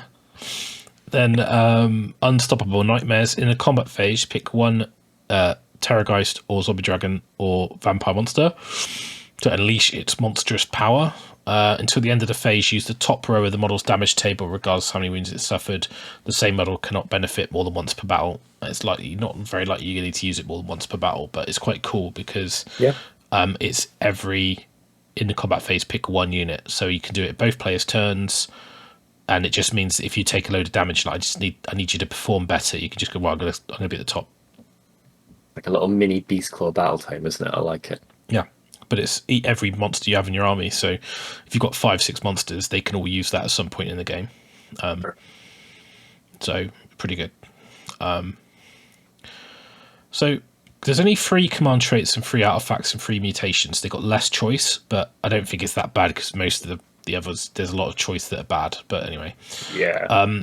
So they've got command trait Eye for an Eye. If any mortal wound or wounds are allocated in combat to the bearer, you can add 1 damage to its melee weapons, including its mount. Yeah. So pretty good. If they hit you and you do damage to you, you go, well, I'm going to hit you back harder, and my mount's also going to get better. So yeah. This army is going to be really good against average or crappy troops, isn't it? You're worried about getting hit hard by something of high quality, but if you're going into just average stuff, I think you're going to blend it. Yeah, this army is super good. So torment-driven throws. Start the combat phase. You can roll a dice for each enemy within 3. On a 5-up, they take a mortal wound and can only attack this general after the general's already fought. So I mean, each enemy unit is it's all right. It's quite nice because if they gang you with like 3 units and you pop a couple of 5-ups, they can't actually hit you until you've attacked. Yeah. I think that's a lot better if you're really high level with your sequencing and the amount of units that you've got in combat and all of that stuff. So I'd say that's got like a high ceiling for potential of being used well, but I think it'd be you'd have to engineer those situations quite carefully. Then you've got Unhinged Rampager, reroll charge rolls. Solid. Artifacts. Breath of the Voidmaw. Once per battle in the hero phase, pick an enemy unit within 6. Roll a d6. On a 3+, they take d6 mortal wounds. I'm not a big fan of that. No, I'd rather on a one it fails on a. It's just the timing because in your hero phase, so it's like they've got to be within 6 of you, and you've got to roll a 3-up, and it's once per game. So this is a conditional stack exemplified, guys. This is how to choose to not take an item. And then we've got I've gone too far. Gorvar's Collar. Once per battle, start the combat phase, reroll wound rolls of 1. Just a triumph, but it's free. It's okay. Yeah. And then the Furious Crown. Once per battle, start the charge phase. After charging, pick any unit within 1 inch. You can roll a dice equal to the charge roll. Each 5-up is a mortal wound. I know that sounds like a load of ifs, but that's not actually that bad. And I quite like when that happens. They're all pretty, but they're all pretty bad. I don't think any of them are that good. Which one do you accept? I mean, I might be tempted to take the Voidmaw just for the if, because you're not really getting anything. The Gorvar's Collar probably it's probably better than any others. I mean, they're all pretty bad. Particularly if you've got +1 to wound against that unit, which you might have from other sources, it means you could, once you've hit the unit, you could, have 2+ with the reroll, which is really tasty. So maybe, Yeah, I think I'd be taking Eye for an Eye for the trait. But either Gorvar's or Breath of the Voidmaw, the Furious Crown can get in the bin. I don't think it's that good. If you rolled a 10-inch charge, you're probably going to do 2-3 mortal wounds tops. So Then we've got the Curse Mutations. So, Maddening Hunger. Once per turn at the start of the combat phase, you can pick an enemy model with a wounds characteristic of 1 that's within 3 of this model. If you do, that model is slain, and you can heal 1 wound. I like that one. It's quite good. Because of standard bearers and stuff. But it started the combat phase as well. You kill a model with no roll, and you get a wound back. So. Yeah, could pop you up a... Because it started the combat phase, it could pop you up a band in terms of damage, which would be pretty cool. Urges of Atrocity once per battle can run and charge. I'm more down with that. That's definitely. And then Null Blood Construct, reroll casting, successful casting rolls for enemy wizards within 9 of the model. So awful. I think Urges is the one I would take. If you got 2, because you got a formation, I'd take Hunger. I probably wouldn't touch the construct. So yeah, it's like basically having a good spell that your opponent can't stop. And those types of things, often you need them once anyway. So I think that's actually quite neat. Yeah, it's not bad. So we're into the spell laws. So this is interesting. So Invigorating Aura is a spell that isn't in vampires or death mages. So if you cast it, you don't get it twice. Yeah. Every wizard knows this spell. Okay, you can cast it more than once. It's cast on an 8, but you get to add 1 for every Soulblight Gravelord hero on the battlefield. Okay. No range there. Not bad. If cast, pick a friendly Soulblight Gravelord summonable unit wholly within 18. It heals 3 wounds or returns a number of slain models of the combined wounds characteristic of 3 or less. The same unit cannot benefit from this spell more than once per turn. So this is an additional heal, flat 3 wounds. So the maximum you can get back from your Invigorating Aura spell and your healing trait from your characters is 6 wounds. Yeah. I think this is better than it looks, though. Like, people look at the 8, just ignore the 8 because you can be getting bonuses. And actually, each of those +1s makes it harder for your opponent to dispel it. It gives your wizard some bonuses to cast, which is a big deal. And healing and bringing things back is also a big deal. Also, a load of your dudes are going to have 2 casts. And the second cast on vampire wizards is often, there's quite a bit of, there's not an obvious choice for that anyway. I think you're going to, if something's wounded, you're going to have to justify not doing this, because if you roll a 7, there's a very good chance you cast something on it includes yourself, doesn't it? It's not each other. So it's each. So you are getting at least +1 to this always. Roll a dice for each friendly. Add 1 for each friendly on the battlefield. Yeah, so it counts as you as well. So if you've got 4 heroes, it's +4. So it may also cast on a 7 as well at that point. So that is, I think that's pretty cool. Yeah, it's okay. It doesn't. I think the problem is it costs a cast, because you cast that now than your other spell. And although Law of the Vampires is not a big deal because it's pretty poo. So that's a segue. This is my question before Russ and I spoke.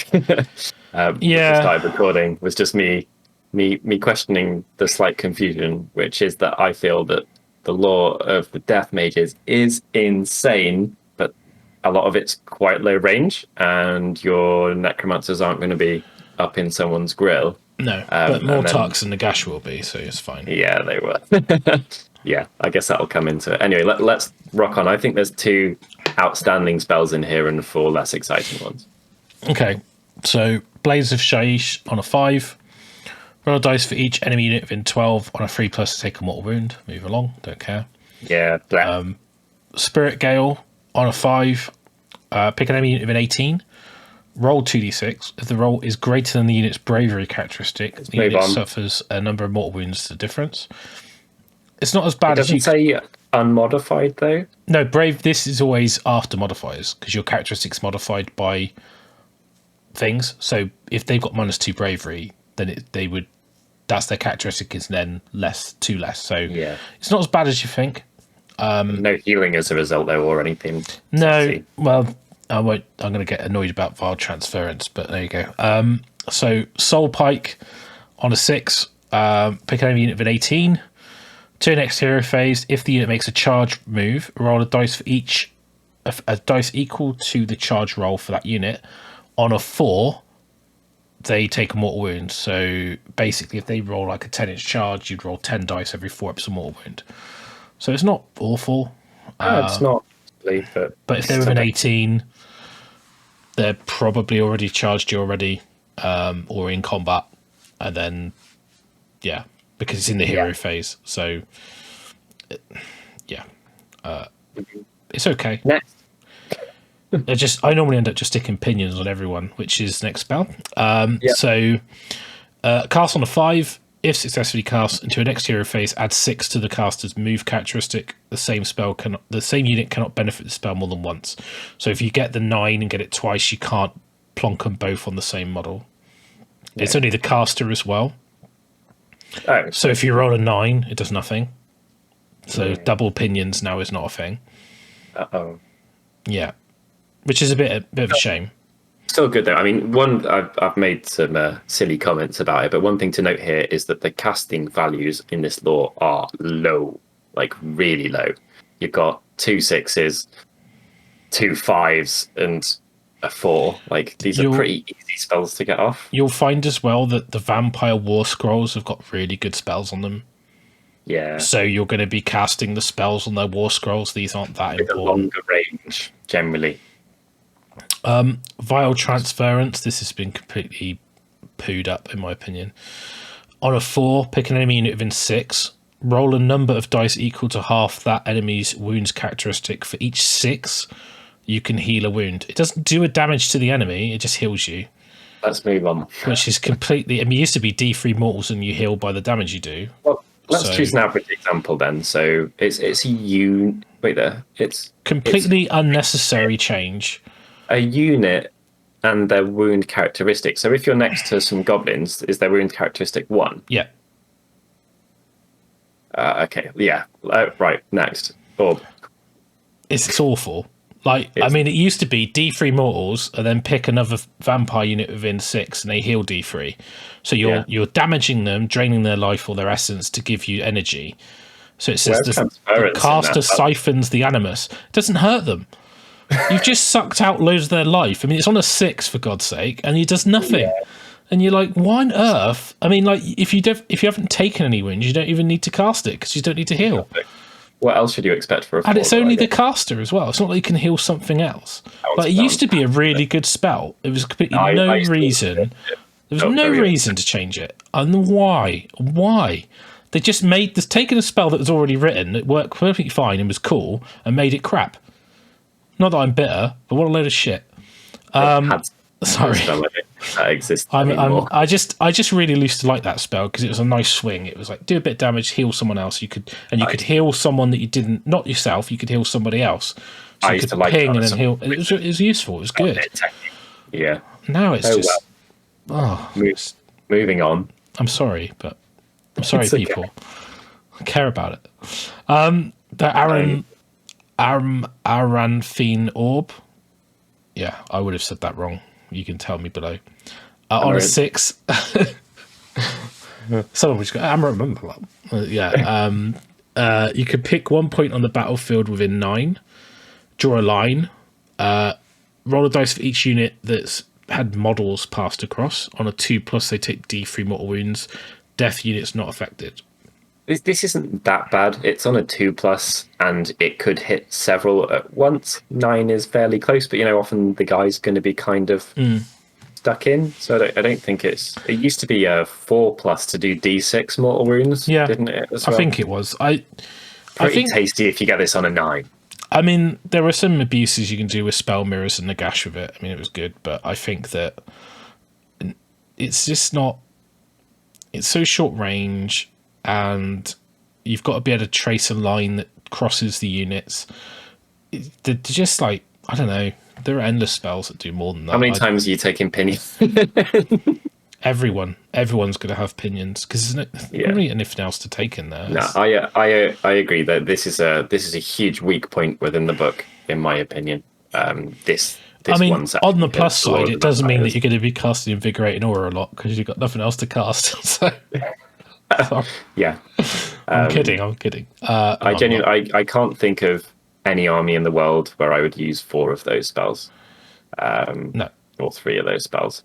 However, moving on, let's talk about some tasty stuff to cast with your really weak, fairly slow necromancer. No, Nagash and Mortarks, mate. I was going to say, this is why Nagash and Mortarks. I mean, to be honest, if vampires could take this lore, you'd never take a necromancer. So correct. I like the fact that it's the necromancer is useful.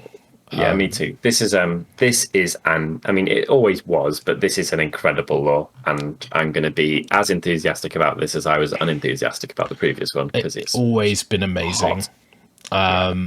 The overwhelming dread on a 5, enemy unit of an 18, -1 to hit rolls for attacks. Awesome. Moving on. Plus, if you roll a 9, -2, or 2 units -1. Yeah, you can choose different targets for them as well. So yeah, just phenomenal. 5, Fading great. Vigor on a 6, enemy unit of an 18 again. Subtract 1 from their attacks, or -2 attacks if you get it twice, or 2 units at -1 attack. It's great. So good. Spectral Grasp on a 6, pick a terrain feature wholly of an 18.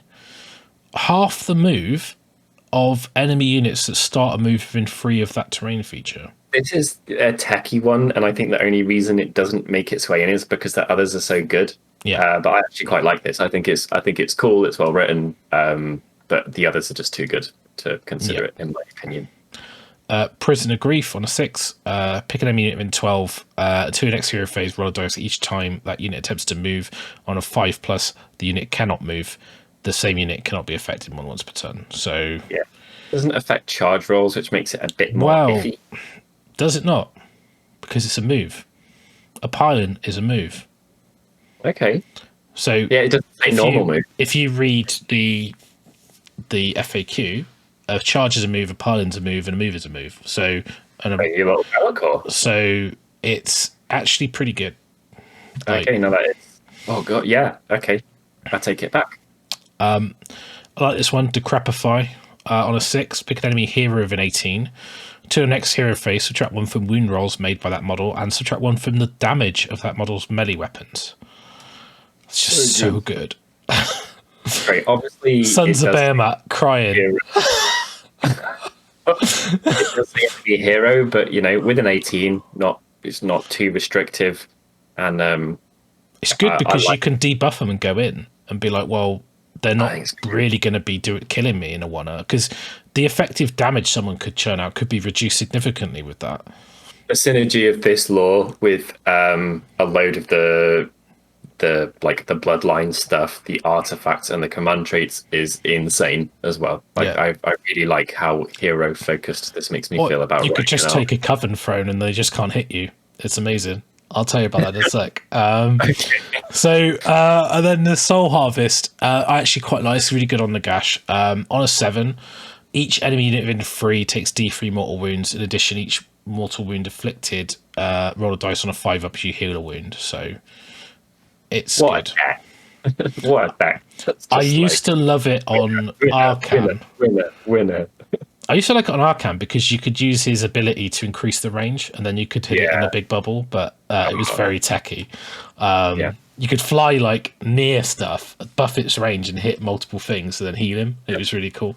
Never really did it, I don't think. It's always cursed the years, but you can't take Arcan now. I'm sad. Pretty tasty.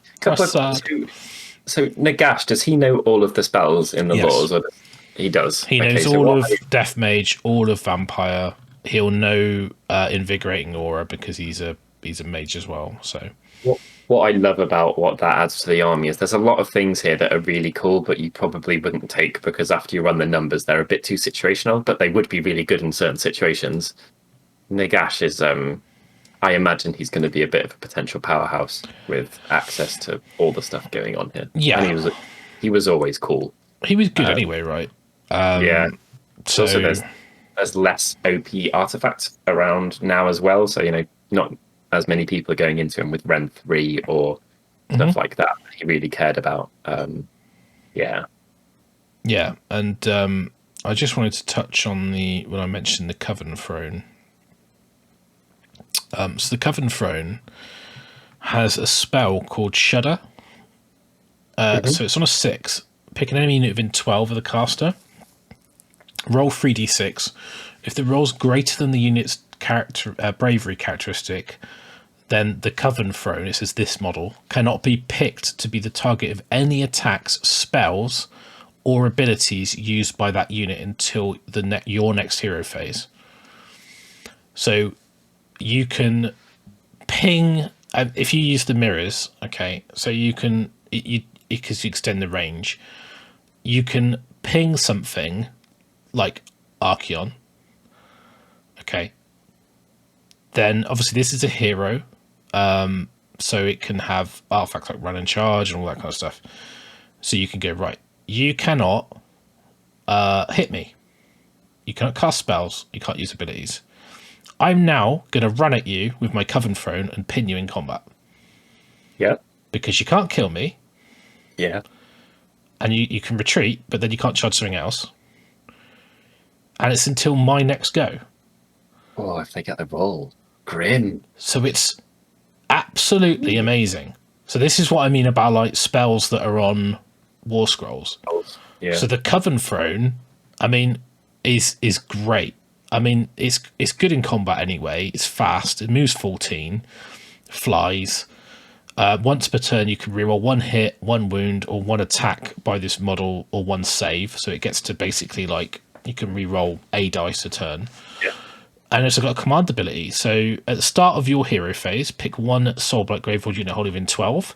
Add 1 to hit and wound rolls for attacks made by the unit, and add 1 to save rolls for attacks that target the unit. Well, how many points is it? What, the Coven Throne? Is it like 240? No, it's more than that. Is it? It's like 300. It used to be 320, didn't it? 310. So it's expensive, but that's like, I mean, you imagine. Ooh, what a pair! You power up a character with re-roll. You know, add 1 to hit, add 1 to wound, add 1 to save. You can then cast Shudder on something, charge it with your Coven Throne to pin it. I mean, it's a unit, right? So it could be an entire unit of Witch Elves. You could easily get a lot of things in the book to a 1+ save at that point. Mm-hmm. And obviously, then if you've got it's the Legion of Blood, Nefrata, you can ignore Rend. So ignore negative modifiers, but not positive modifiers. So there's lots of ways to get 2-up saves. Lots of stuff starts with a 3-up save. What's really nice about the Coven Throne, if you shudder a unit of 30 Witch Elves, you go in the Coven Throne, you can't kill me, you can't charge something else, and I can just kill you over. And if you double turn me back, that's 2 turns of you being pinned doing nothing, plus the turn that I charged you. So it's 3 turns in a row. That Coven Throne, obviously, if you put something else in, they can fight that. But that Coven Throne could just sit there and be like, "Go on, then, what are you doing?" Yeah. I mean, it's so powerful. Because Coven Throne sideways affect their piling. You could send a unit of skeletons into the side. A side somewhere. Or a character, like just another Vampire Lord or something. Like so, like for me, like the Coven Throne is just great. It's because like it's in your hero phase as well. So it's like if you don't cast the spell, you just don't charge him, and you just put your zombies in the way or whatever. You know, it's like it's just so good. Like it's going to be difficult to write a. It's hard to get stuff in. Like you don't get to have your cake and eat it. Because even like the Bloodseeker Palanquin's really good, and that's got a spell which you target an enemy hero on a 6 called Blood Siphon. On a 1 to 2 they take a mortal wound, 3 to 4 they take D3, 5 or 6 they D6 mortal wounds. So nice. Plus it's got the Whale of the Damned, so that's been the Mortis engine, and that's been changed to have this whale which you don't use the attack sequence, roll a dice for each enemy unit within range of the whale. On a 4+, they take D3 mortals. So it's anything that's close to shooting in a VC army is always completely underrated because you don't have anything. What's amazing about this is it used to be in your hero phase. Now this is a shooting attack, so you can move 14 inches, and then your Whale of the Damned has a 12-inch range. So every enemy unit within 12 on a 4+ takes D3 mortals. You can have more than one. Is it a shooting attack? Is it a profile? Can you run and do it? You can't run and do it because it's a missile weapon. It doesn't have a profile. It says see below, but it's still a missile weapon.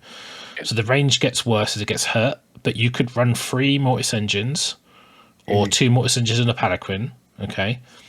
they can move 14 and they've got a 12-inch bubble. But it says roll a dice for each enemy unit within range of this model's Wail of the Damned. So if you did 3 Wail of the Damned, that's 3 dice per unit within 12 on a 4+ D3 mortal wounds. So you could stack that up to be an amazing alpha bubble damage.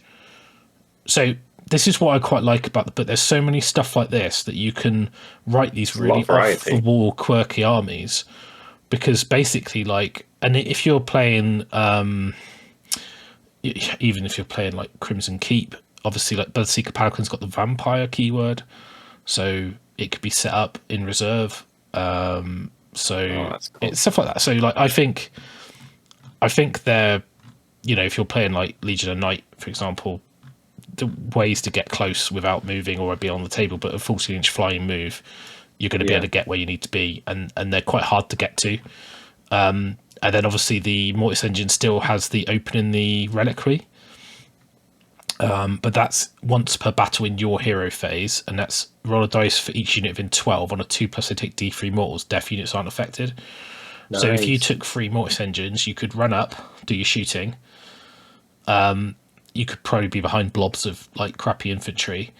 If they then have their go and then go, I'm going to try and get to your Mortis engines, then you get your go. You're like, well, you're within 12, so 2+ take D3. Now it's shooting. Now I'm going to shoot you. Now and take another D3. So it adds up. Like, I know it sounds, it's not as amazing as people. So it's a computer game army, isn't it? It's like AoE's popping up. Yeah, it's like that passive explosions coming out, and like I know that people will go, it's not that good. It's probably not. It's not as amazing as I'm making it sound out. I know it's not like game winning, defining, broken, but that nothing's going to be like that if we've done our job correctly. So like for me, it's a decent model to have, and like the Mortis engine is 200 points, so it's quite cheap. 2 Mortis engines and a Coven Throne being a legit choice in an army I'm down for that being a thing. So I think you can do some really cool stuff. So I know we've sort of digressed a little bit, but so that's this show. Quite a long one, but we wanted to go through everything, and that's all the artifacts, allegiances, lineage, everything in the book. Obviously, we haven't gone through the war scrolls, giving you some little insights as we've been talking. We will do a show on that. Join us tonight for a list tech. I'll try and write a list for every lineage and share that. I probably won't spend too long coming up with them, so they're not going to be like super well thought out, rounded and amazing, but they'll be like just showing you some of the stuff you can do. First impressions. The book's super cool. There's lots of depth in it. You can do a lot of different things. You could play this army for like 2 years and change it every single game. And I think, although it feels like it's just got so much more viable choices in it. And like, to be honest, the book's got like tons of war scrolls, and a lot of them are stuff like you've got the Underworld war bands, you've got all the Cursed City war scrolls, which you have to buy as one set, and they come in your army as one set of models. So basically, for match play, they're basically not going to see the table. You probably, if you were lucky enough to get them, you can't buy them at the moment because Cursed City's sold out everywhere. So like, you're not really going to see those models. So there's a load of stuff in the book which effectively is kind of irrelevant for match play. So you're not going to use it. But there's so many war scrolls around that it doesn't matter, because literally you've got like 2 pages worth of war scrolls in the back of the book. Like, it goes over 2 pages because of the formations and everything pushes it out. Well, I think it is on 1, but it's like, it's like 30 or 40 war scrolls, like easily. There's loads of characters, loads of behemoths. all the core units are pretty good. Like, the zombies now are viable. Skeletons are good. I think the corpse carts are a standout choice. If you've got those in your collection, you can do Death Rattle armies, you can do Mortark armies, you can do Elite Vampire armies. There's so many choices. So yeah, it's a really good book in my opinion. It's not going to be the most competitive thing in the world, but it never was. But if you love vampires, you'll be having your cake and eating it. Probably a red velvet cake, but you know, it's so that looks cool. I like yeah. it. That'll probably do it for the show. It's been a bit of a long one, but hopefully you guys enjoy it. Let us know in the comments below what you think. If there's anything you particularly want to see tonight, join us and ask us questions. We'll end up asking me anything. I'll tell you what stuff does. Yeah, thanks for watching. Like and subscribe and all the algorithm stuff. And we'll talk to you soon. Cheers, peeps. We'll catch you soon. Bye.